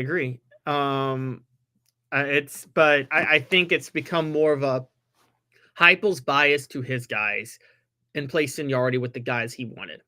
I think that's just how he goes about it. The only reason he didn't do that with Joe Milton versus Hendon Hooker is Joe Milton was his guy, and he had to save face for signing Joe Milton because I'll say this about that.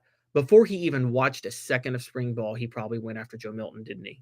And decided, I'm not going to take any of these quarterbacks that are in the system right now. Yes. And no question. And who wouldn't? If I'm a race car driver, I want a car like Joe Milton. So what you're saying is that, like, though, if you take over like an 8-8, 9-7 NFL team and you want to rebuild as a GM from the ground up, it doesn't matter if there's some maybe better players on the team. You're cleaning house and starting from scratch to build your team. Is that your philosophy?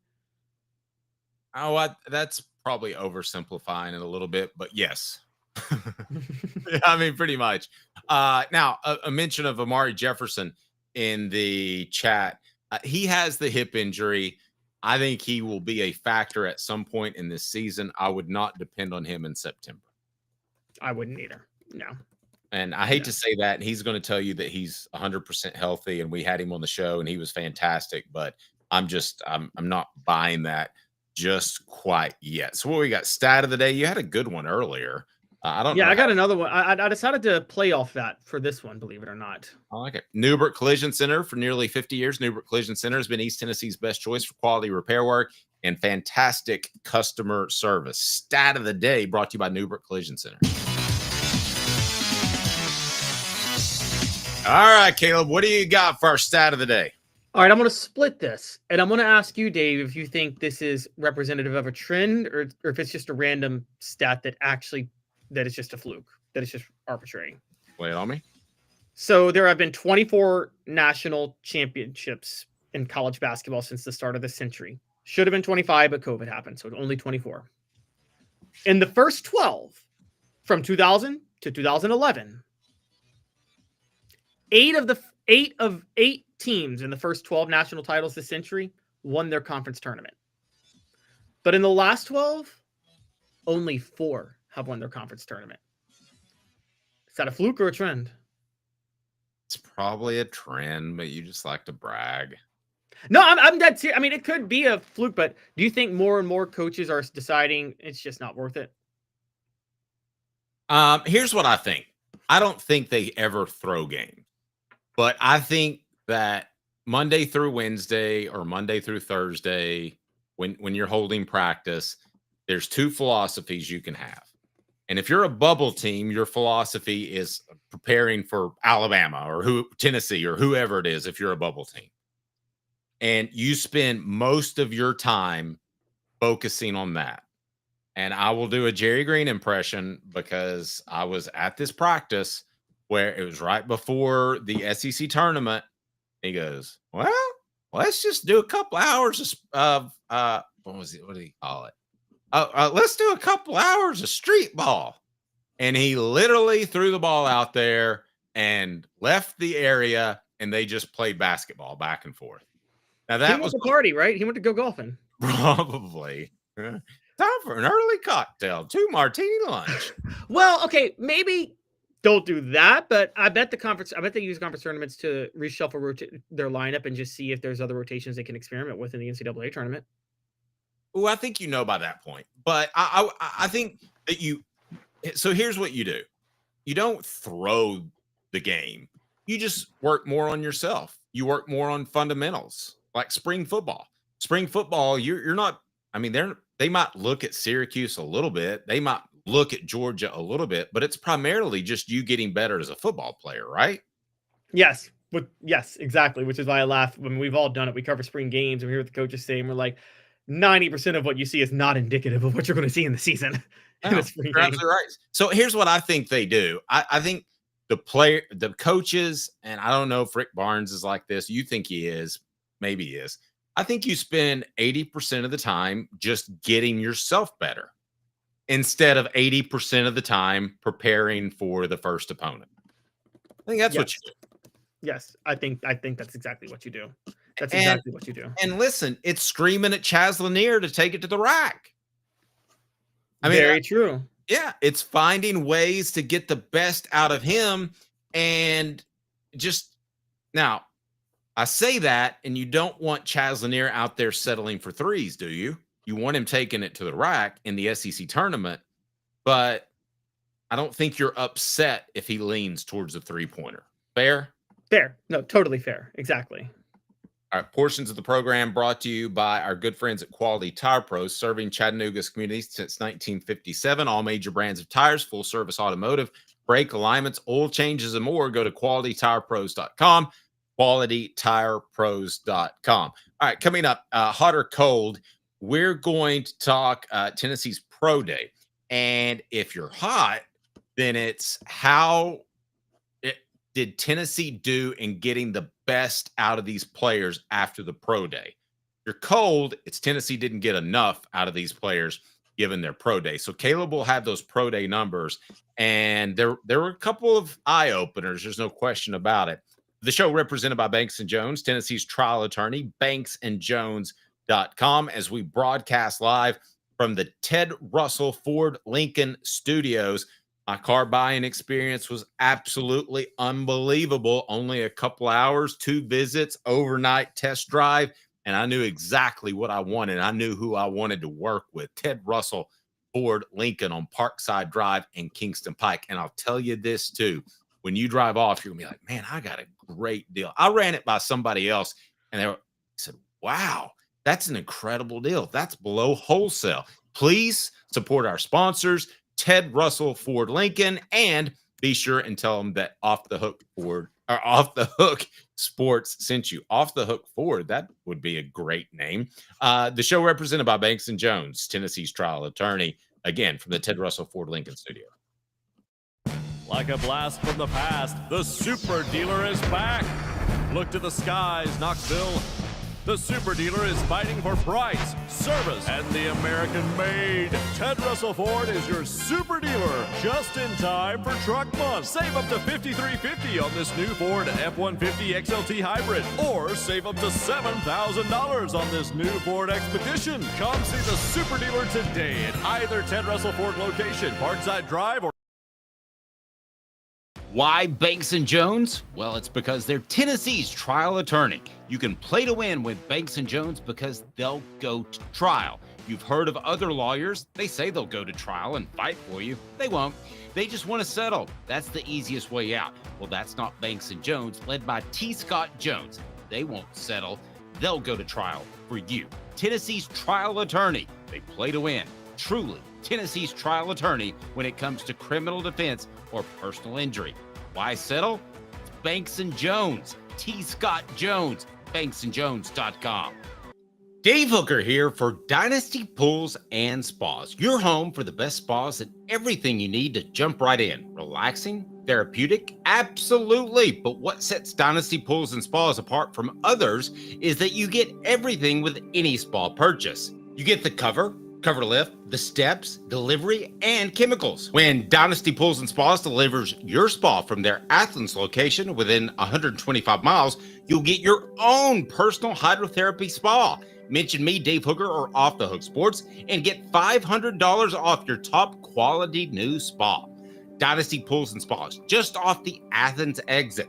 Drop in and receive a free gift from Off the Hook Sports, Dynasty Pools and Spas. Mention Off the Hook Sports for a drop-in prize and that $500 discount, Dynasty Pools and Spas. To check out some of the Dynasty Spa models and to buy spa chemicals, go to dynastypoolsandspas.com. Dynasty Pools and Spas. Now in its 45th year, the second and third generations continue Joe Newbert's commitment. His vision of what this business needed to be, we still try to live up to that. Joe Newbert Collision Center. Are you ready to get strong? At NFC, we offer top-notch weight training and functional fitness, so you can build strength and improve your performance. Join today at nfc1.com or stop by any one of our 7 East Tennessee locations. And here we go. This was a huge waste of time, like bringing a married guy to Vegas. Then there's this guy, the Dave Hooker Show with Caleb Calhoun. Represented by T. Scott Jones, banksandjones.com, Tennessee's trial attorney. From the Ted Russell Ford Lincoln Studio, East Tennessee's #1 volume and customer service dealer, Ted Russell Ford and TedRussellLincoln.net. Now to the Dave Hooker Show on Off the Hook Sports. So, I think my shoulder's back. Excited about that. Do you want me to share some weight room numbers with you, Caleb? What's your weight room numbers? I don't know. Right when I said that, my shoulder popped, so I'm not going to jinx it. But it's getting there. It's getting there. For those that didn't hear, I completely dislocated my shoulder, and it was just hanging. It was gross. It was gross. Grossest injury that you can recall? That I suffered or that I witnessed? No, well, not that you suffered, or just that you, like, I remember, am I old enough or am I too old? Because I know you're not old enough, but I remember when the San Francisco 49ers were facing the Cincinnati Bengals in the Super Bowl. And Tim Crumry, who is a very good defensive tackle, he broke his leg, his fibula, and his leg, because of the momentum, his foot swung all the way around. And I was like 16 at the time. I'm like, why in the hell do people do this? I just didn't get it. Now, I've become a little bit more hardened since then. But what was the first just gross injury that you remember you just had to look away from? And feel free to fill in the message board too, and we'll get to you. Oh, it was the Willis McGahee injury. Like, ooh, that was a bad one. I mean, yes, that to this day, just like that one freaked me out. And I'm still impressed that he managed to have a 10-year NFL career even after that, because that one just... Oh, that Willis McGahee injury freaked me out when I saw it. Yeah, that was a bad one. But at least that happened. See, you're young enough where you could come back from stuff like that. ACLs, back when I began watching football in the mid-'80s, you were done. You were never the same player. And medical technology has advanced to the point where players are able to come back, and McGahee was, but... he missed all of 2003, but yeah. Now, a photo I saw, and I don't know if you were at the practice, Dave, but the one that really got me, David Holbert, his injury when he was the fullback at Tennessee in 2008. I remember David Holbert's injury. Oh, his leg like came the other way, this way. Just completely the opposite way when he was like catching a ball. Pretty much ended his career. It was a horrible injury. It was so gruesome. That, and then the Kevin Ware injury, the Louisville player whose bone was sticking out. Oh, that was gross. That was gross. I mean, scariest practice injury that I ever covered was this. And they actually got really mad at me because they thought I called in the radio. You weren't allowed to do reports during practice, obviously. And they got mad at me because they thought I called in a report. I hadn't called in a report. Do you remember Willie Miles? He was from Memphis. Yep. He came down on his head and he couldn't move for a while.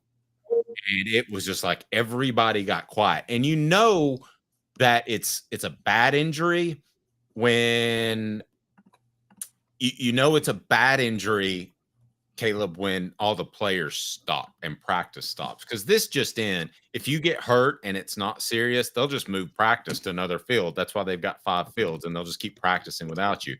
But the Willie Miles, that was the only practice I went to, and they called the ambulance, and Dave Folk, the late Dave Folk, great news reporter, he picked it up on the scanner and he reported it. I didn't have anything. I wasn't going to call from practice, but I remember there was serious concern that he had a spinal injury that he might not recover from. And you know what's scary about that, and that's what happened to Michael Irvin.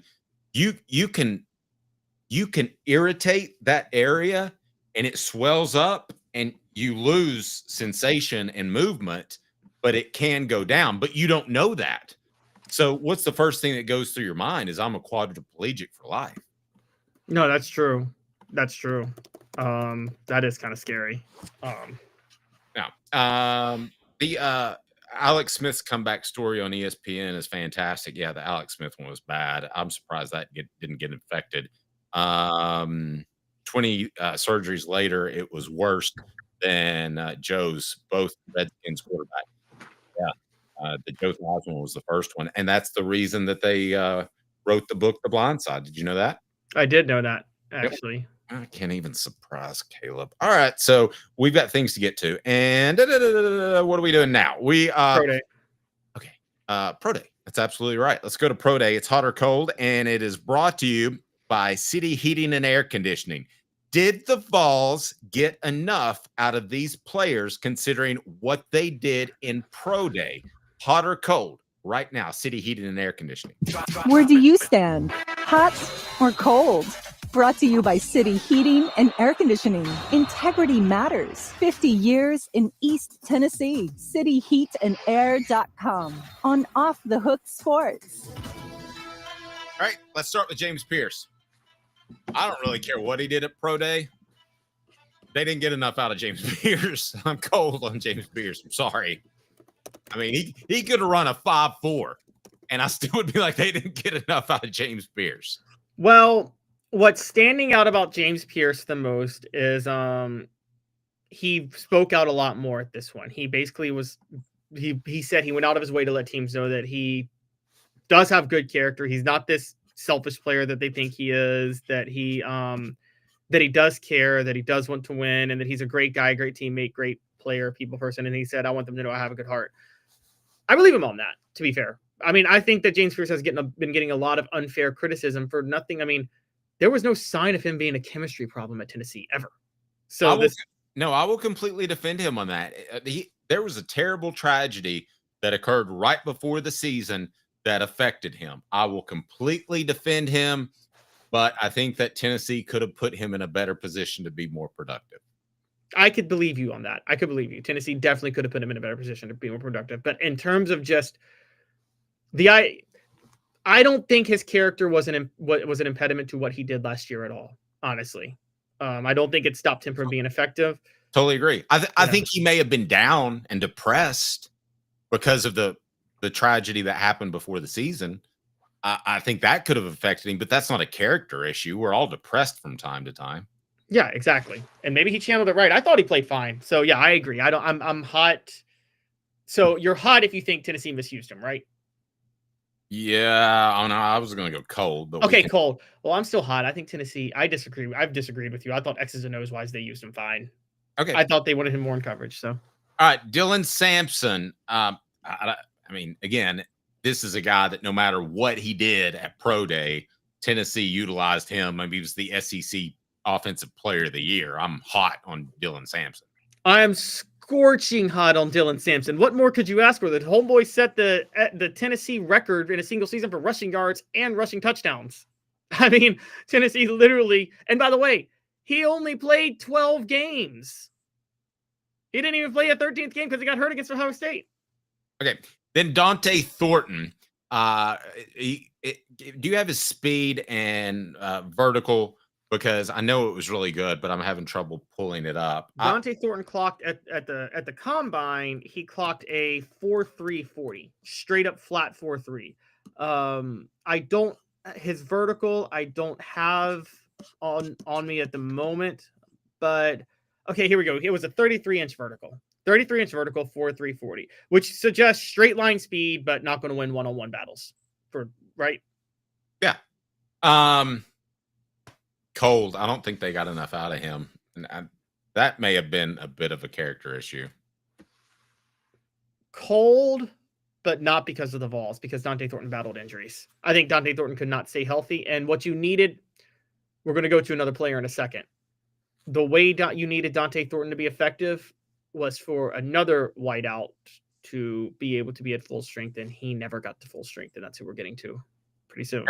Oh, and Derek says, JP to the Cowboys, Dave, or the Commanders. In other words, he's asking, my ultimate compliment is I want you to be a Cowboy. I would love for James Pierce to be a Cowboy. I think you just let him go, and he's great. And I think you get value because I think he's going to slip into the second round. So sorry to be selfish and take up some time there. Brew McCoy, how did he do? Brew McCoy stood out. Again, Brew McCoy's mentality, his intelligence, his approach to the game has really stood out to a lot of guys. That was all valuable for Tennessee. I'm cold on Brew with his Tennessee time because of the injury. And by the way, the injury is why I'm cold on Dante, because Dante got 600 yards receiving last year and 6 touchdowns. I actually thought that was fine. The only thing that hurt Dante was he didn't have Brew McCoy on the other side to dictate coverage. And if he did, Dante Thornton probably would have been a 1,000-yard receiver and a Biletnikoff candidate. That's a great point. I've got to be cold on him. I don't think Tennessee got enough out of him, but it has nothing to do with him. It's because he was hurt. He had a terrible, terrible injury that affected his explosion. Let me throw something crazy at you that just crossed my mind. You know, they tried to get David Martin. You remember David Martin? Yep. They tried to get him to move to tight end because he was a big guy, he was physical, and he absolutely wouldn't do it. Well, he goes to the Green Bay Packers. First thing they do is they say what? They say, hey, buddy, you're moving to tight end. Well, when you're getting a paycheck, which you didn't back then, you're going to move. And he moved. And do you remember that Monday Night Football game where he was the talk of the game and how they got a steal and they moved him to tight end and he had like 5 catches? Do you remember that? Yeah. Yes, I do, actually. So what about Brew McCoy to tight end? Am I talking crazy? No, not in this day and age, because they line tight ends up off the line of scrimmage now. So they're more H-backs than tight ends. He's not going to have a man on his face that he has to block. No, that's a great point.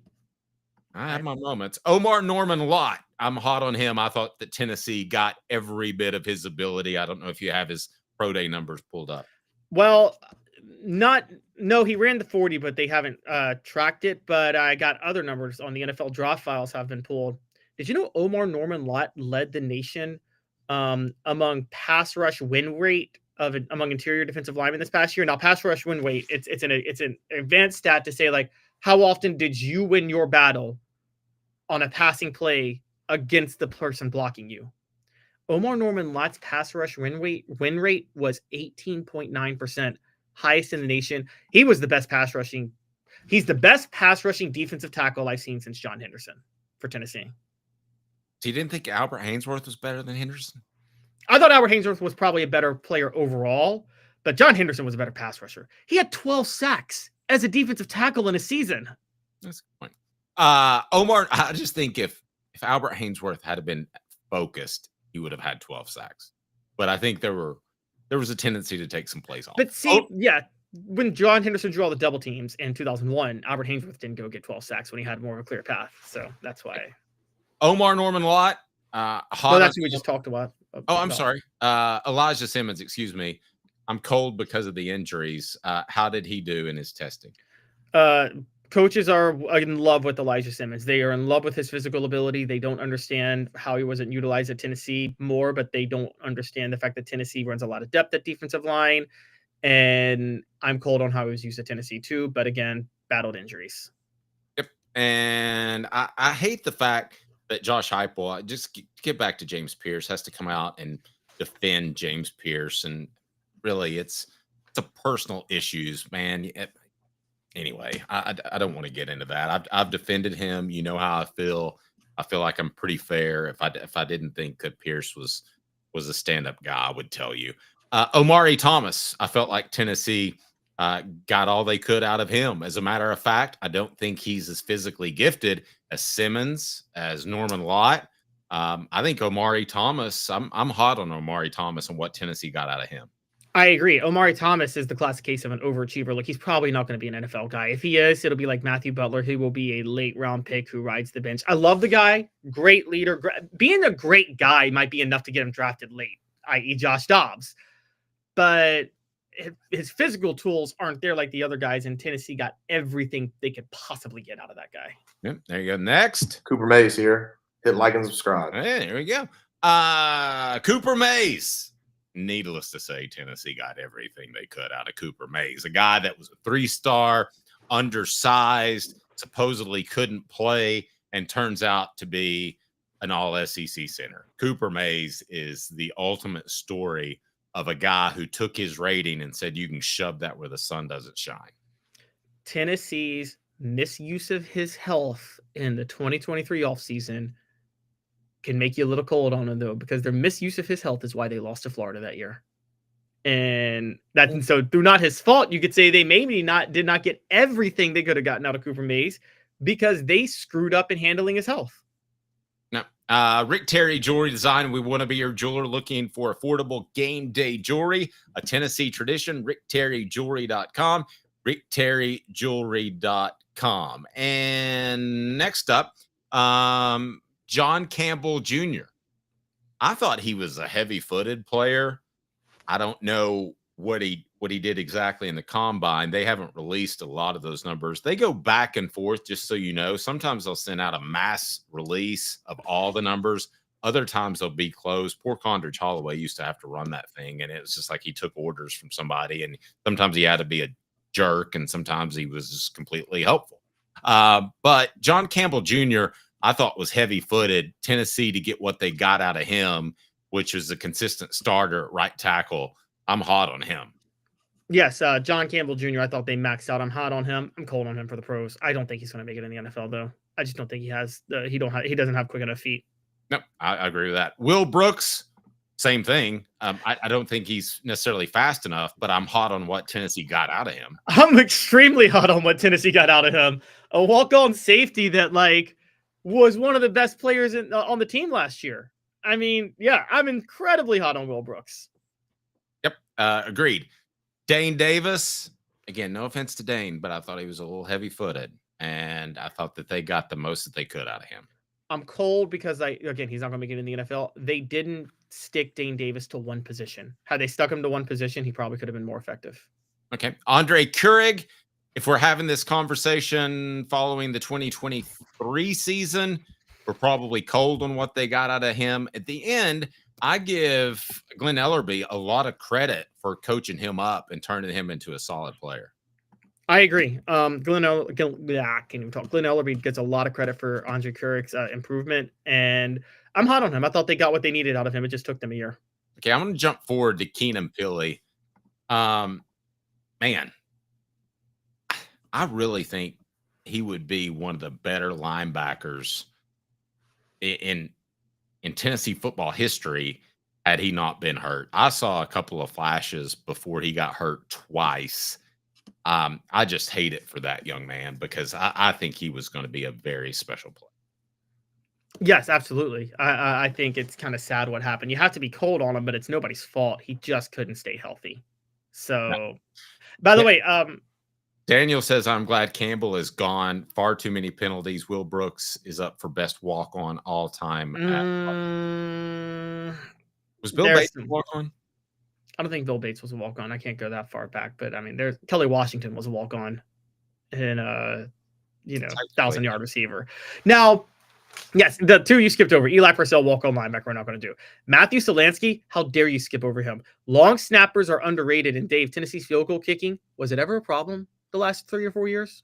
They had 3 different kickers, and they were all reliable because the long snapper is as important to field goal kicking as the kicker. Justin Tucker went from the greatest kicker of all time to a mediocre kicker who the Ravens almost wanted to cut the minute he lost Morgan Cox as his long snapper, because Morgan Cox from Tennessee is the greatest long snapper of all time.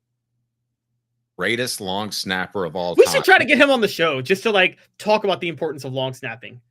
We'll he played for Kiffin. He's the greatest long snapper of all time. the greatest long snapper of all time. I am making it my life's work to give the long snapper as much credit as the kicker for elite field goal kicking in a team. Sports Treasures carrying over 5 million sports treasures and so much more. Follow on Facebook for the best sports memorabilia, daily updates. Again, Facebook, just go to Sports Treasures TN, Sports Treasures TN. I want to thank our friends at the UPS store Hardin Valley, helping individuals and small businesses, wide range of products and services, locally owned and operated. The link is right down below. We had somebody ask about James Pierce's personal issue. It was nothing that he did wrong.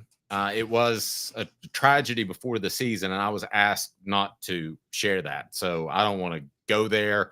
I don't know that anybody else has actually reported that. I think we were ahead of the curve on that. So that's as far as I want to go. But let's just say it was pretty bad. Daniel does ask this question.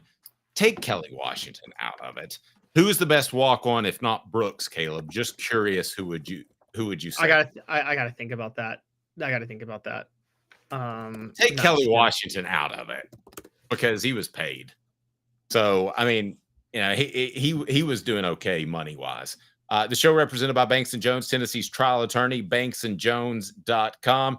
Coming up on the program, JD Pickle says Nico is being challenged to be more vocal. Are you concerned about Nico and what he may or may not be doing with his mouth, not his arm? I think you probably should be. Also, I make the argument that Rick Barnes deserves a lifetime contract. 2 minutes off the Hook Sports. Like a blast from the past, the Super Dealer is back. Look to the skies, Knoxville. The Super Dealer is fighting for price, service, and the American-made. Ted Russell Ford is your Super Dealer, just in time for Truck Month. Save up to $5,350 on this new Ford F-150 XLT Hybrid, or save up to $7,000 on this new Ford Expedition. Come see the Super Dealer today at either Ted Russell Ford location, Parkside Drive, or Kingston Pike. Sports Treasures in North Knoxville is one of the South's largest sports cards and memorabilia dealers, featuring over 10 million sports cards from vintage to modern. Sports Treasures carries a full line of hobby boxes, singles, autographed memorabilia, Tennessee Vol collectibles, fan cave decorations, and so much more. See a museum full of collectibles at Sports Treasures, 4819 North Broadway in Fountain City, and Sports Treasures on Facebook. Sports Treasures, where the real sports fan goes to shop. Community banking is about location and much more. It's about family. We reside in your community. We are a part of your community. At Commercial Bank, our commitment extends beyond the walls of our branches. It's displayed each day in the opportunities we provide, the money we give back, and the time we commit, all to help improve the lives of the people, families, and businesses that make our communities great. Commercial Bank, life made better. Double D Piping provides full-service fire protection on any scale. From residential homes to government facilities, we can assist any customer through design, fabrication, installation, inspection, and demonstration of fire suppression systems. With 30 years of service across 5 states and a full staff with over 40 years experience, our quality can't be beaten. Don't get caught watching what you could have prevented. Call Double D Piping, the absolute best in. Cooper Mays here. Hit like and subscribe. Frank, like the name, but serious or something. The Dave Hooker Show with Caleb Calhoun, represented by T. Scott Jones, banksandjones.com, Tennessee's trial attorney. From the Ted Russell Ford Lincoln Studio, East Tennessee's #1 volume and customer service dealer, Ted Russell Ford and TedRussellLincoln.net. Now to the Dave Hooker Show on Off the Hook Sports. Okay. Some of you are going to be upset with me, but here I go. Tennessee should give Rick Barnes a lifetime contract. As long as he wants to coach at Tennessee, he should be the coach. And you can call him second round Rick if you want to, but he consistently puts a competitive team on the court. This team could go further than the Elite Eight, which I never thought I would say because I was so high on Dalton Connect.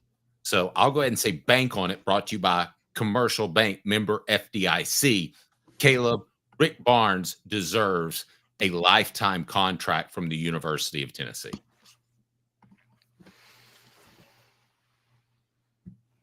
We're supposed to disagree with each other. We don't have to. But I have to agree with you. And the reason I agree with you is I have said from the longest time, Rick Barnes is 70 going on 50. This is crazy, Dave.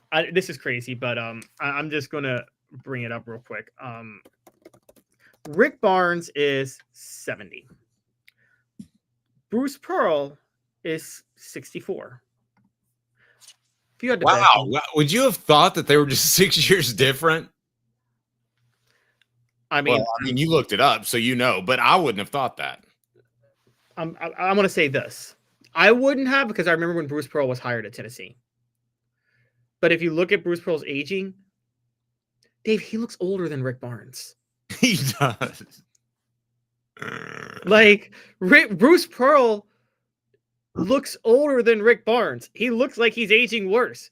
Now, maybe he likes to have fun. Maybe he likes to party. I don't know. But Rick Barnes is like... he does. Yeah, Rick Barnes is... What is the word? Teetotaler? Is that what you call it? Yes. Like, he goes to work, does his job, goes home, probably has a devotion every night and prays with his wife, doesn't he?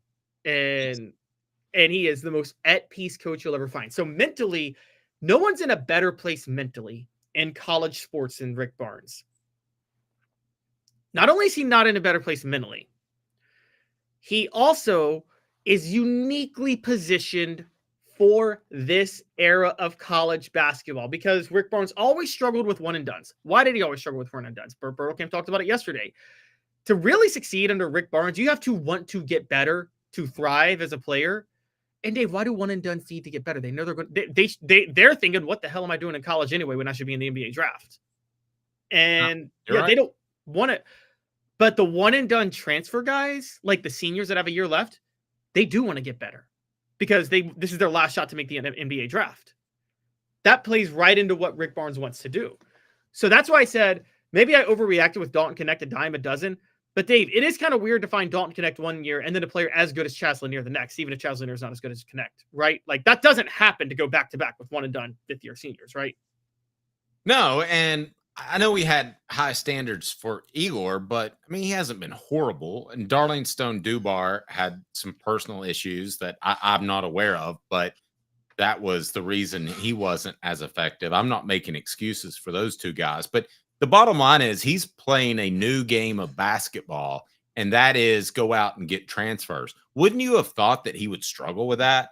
If I would have told you 5 years ago when NIL and the transfer portal came about that Rick Barnes was going to not only succeed or survive, but master it, which he has, I mean, you would have called me crazy, because you would have said, that guy's 65 years old. He's not going to be able to handle that. That's for the young guys like Nate Oates. But if you look at what Rick Barnes has done with Connect and Chaz Lanier, I think you keep knocking on the door. And listen, does he work his players a little bit too hard early in the season? And does it cause them to be worn down later?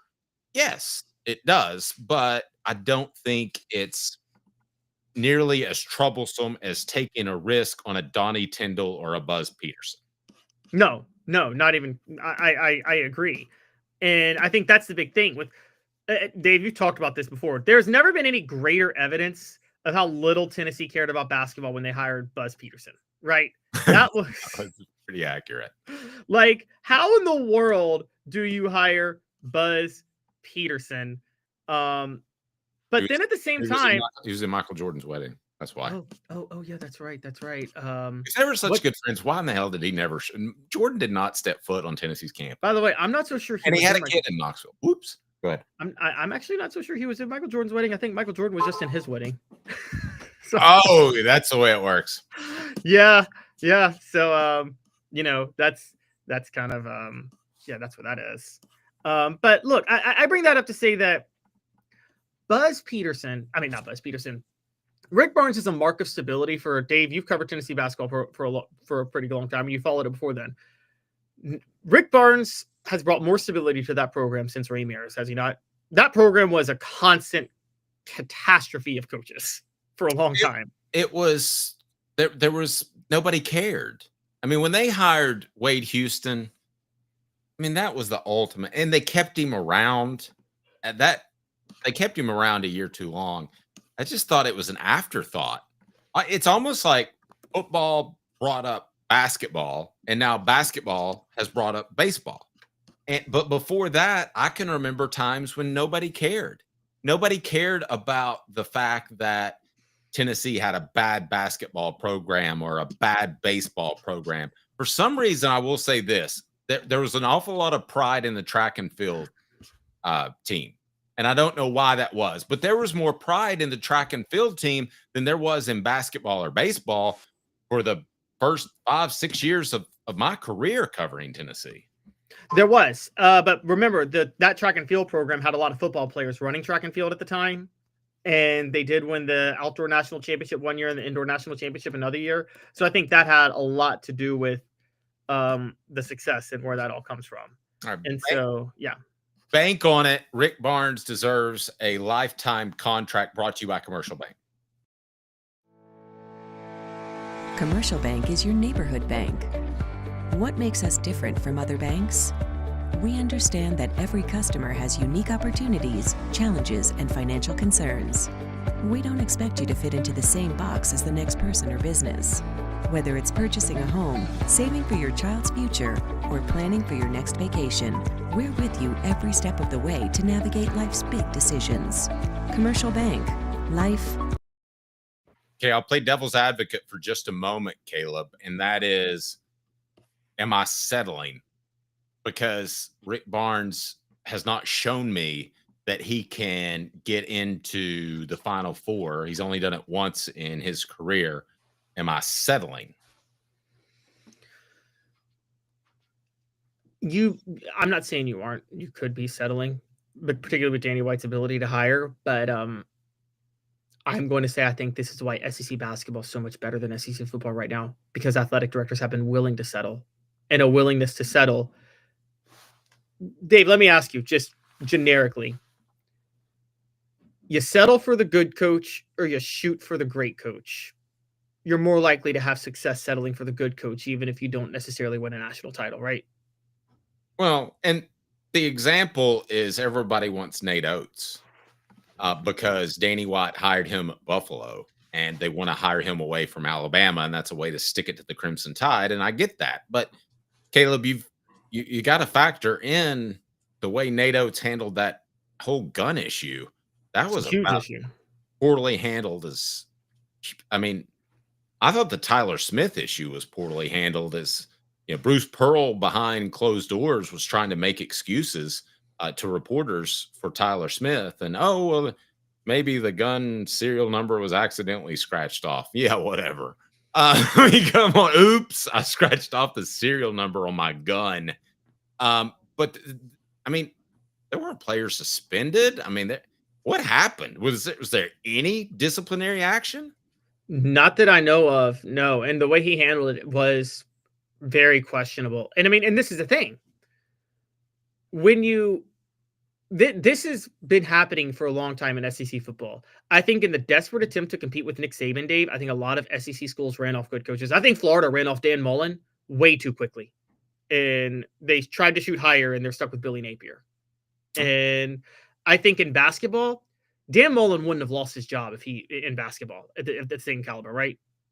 No, I agree with that. And that's where you get, that's where I say, yes, you're settling for Rick Barnes, but shooting for the stars could get you a coach that has 4 losing seasons or get you in trouble or put you on probation. Very true. Hemp House, the premier hemp dispensary online with a wide variety, great selection, and strict standards. Hemp House chat with 2Ts.com. Hemp House chat with 2Ts.com. Hot or cold, brought to you by City Heating and Air Conditioning. Here's what I'm going to ask you.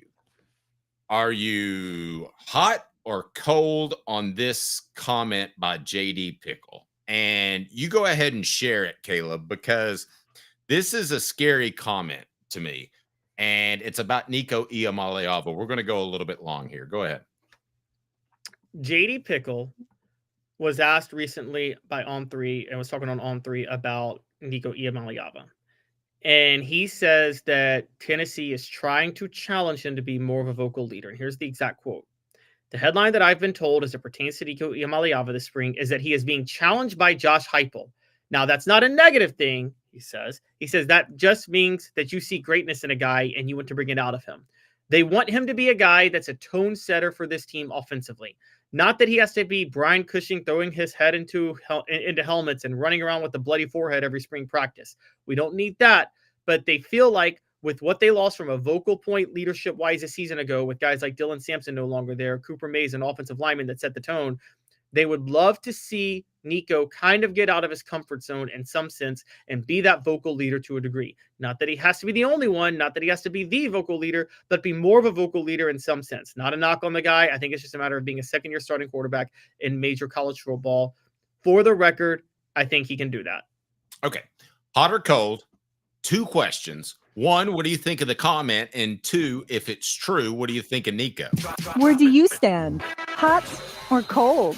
Brought to you by City Heating and Air Conditioning. Integrity matters. 50 years in East Tennessee. CityHeatandAir.com. On Off the Hook Sports.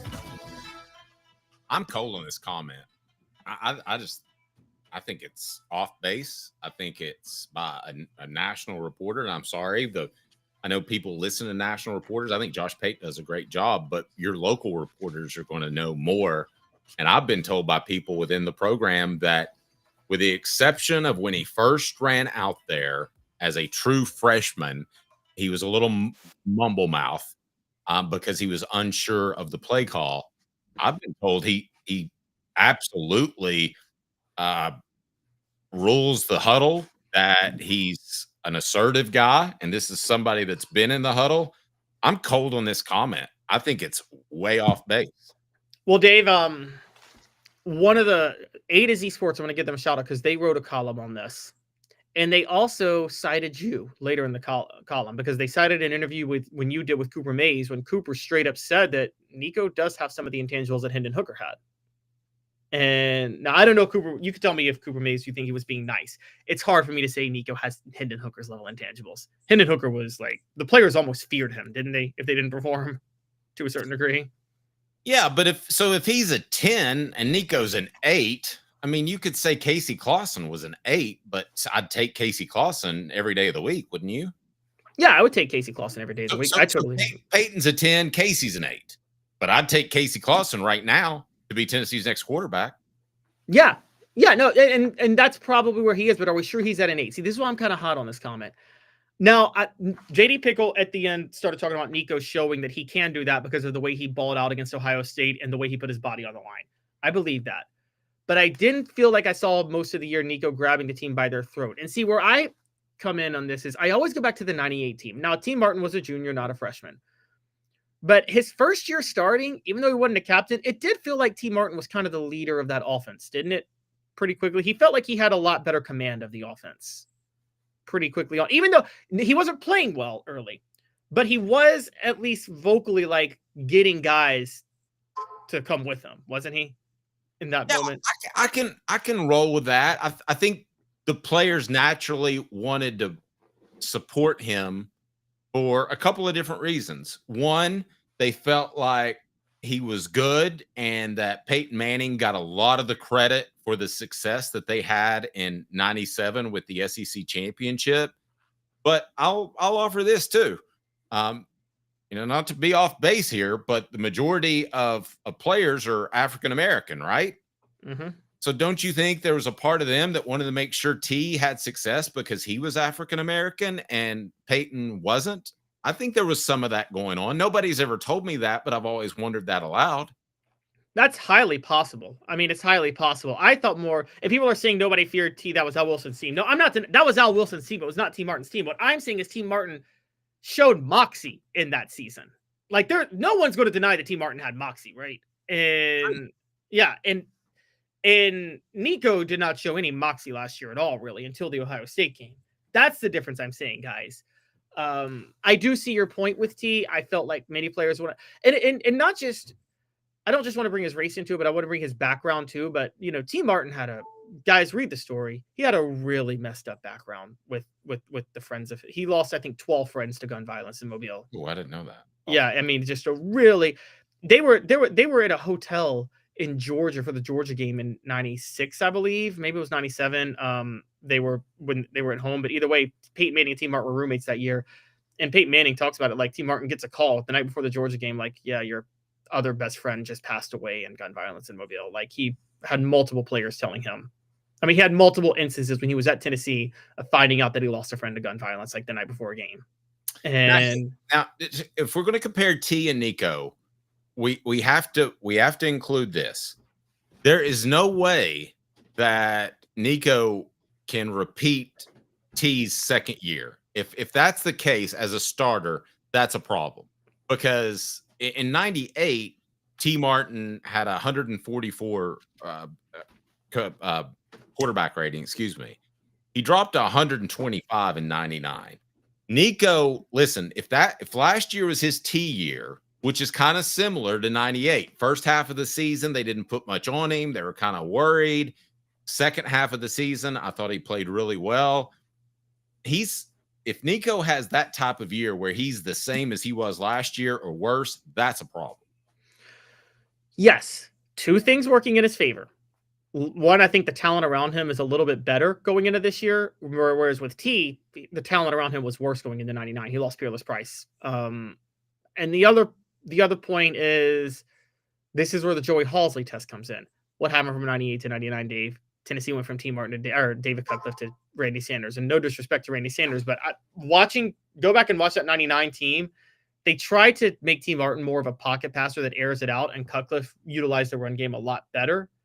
And so I think that with that in mind, yes, I think T. Martin was I think Nico Iamaleava should improve, but that's going to be a test of Joey Halsley more than Nico. No, there's a lot of truth to that. On the message board, T was a game manager. We had a great defense. He just had to not screw it up. Well, I would argue that he made a great throw in '98 in the national championship game, a great run against Syracuse. Now, he didn't screw up games like Florida that the defense essentially won. Now, I will say this, Derek. It's the South Carolina game when he went 23 of 23 and set the record for most consecutive completions. They threw every short pass possible, right? Yes, but I'm totally breaking with the game manager move, because the first game of the year at Syracuse, where he did not play well, go back and watch, he played poorly. But we just talked about had a 55-yard run and then led a game-winning drive. That's not game managing. And then, Dave, what about the SEC title game where Tennessee falls behind 14-10? What does he do? There was a 50-yard touchdown bomb to Peerless Price. They get the ball back. Then he throws another touchdown pass to seal the deal. The idea that T was a game manager when, yes, he wasn't Peyton Manning or anything like that, but whenever Tennessee needed T. Martin to make a play, he made a play. Okay, but let me ask you this. And it'll be brought to you by Ted Russell Ford Lincoln. If we're comparing Nico and T. Martin, is Nico a disappointment? 30 seconds. Like a blast from the past, the Super Dealer is back. Look to the skies, Knoxville. The Super Dealer is fighting for price, service, and the American-made. Ted Russell Ford is your Super Dealer, just in time for Truck Month. Save up to $5,350 on this new Ford F-150 XLT Hybrid, or save up to $7,000 on this new Ford Expedition. Come see the Super Dealer today at either Ted Russell Ford location, Parkside Drive, or... Again, 10 years from now, if we're debating who's better, T. Martin or Nico Iamaleava, Nico was a disappointment. Yes. At that point, Nico was a disappointment. I don't think we'll have that conversation, and I don't believe that he needs to be a more vocal leader. I think that is that's silliness by JD Pickle. He's Caleb Calhoun. I'm Dave Hooker. The show represented by Banks & Jones, Tennessee's trial attorney. BanksandJones.com for all your legal needs. I can assure you that T. Scott Jones will take care of you as we broadcast from the Ted Russell Ford Lincoln Studios. We appreciate you. 10 o'clock each weekday on YouTube and wherever you podcast. Went a little long today. I hear a little Quincy Caleb waking up. So you get to him, Caleb, or Quincy Calhoun. And Caleb, you get to him, and tell him we apologize for going late. But we're contributing to this college fund. The show represented by Banks & Jones, Tennessee's trial attorney, banksandjones.com, from the Ted Russell Ford Lincoln Studios, off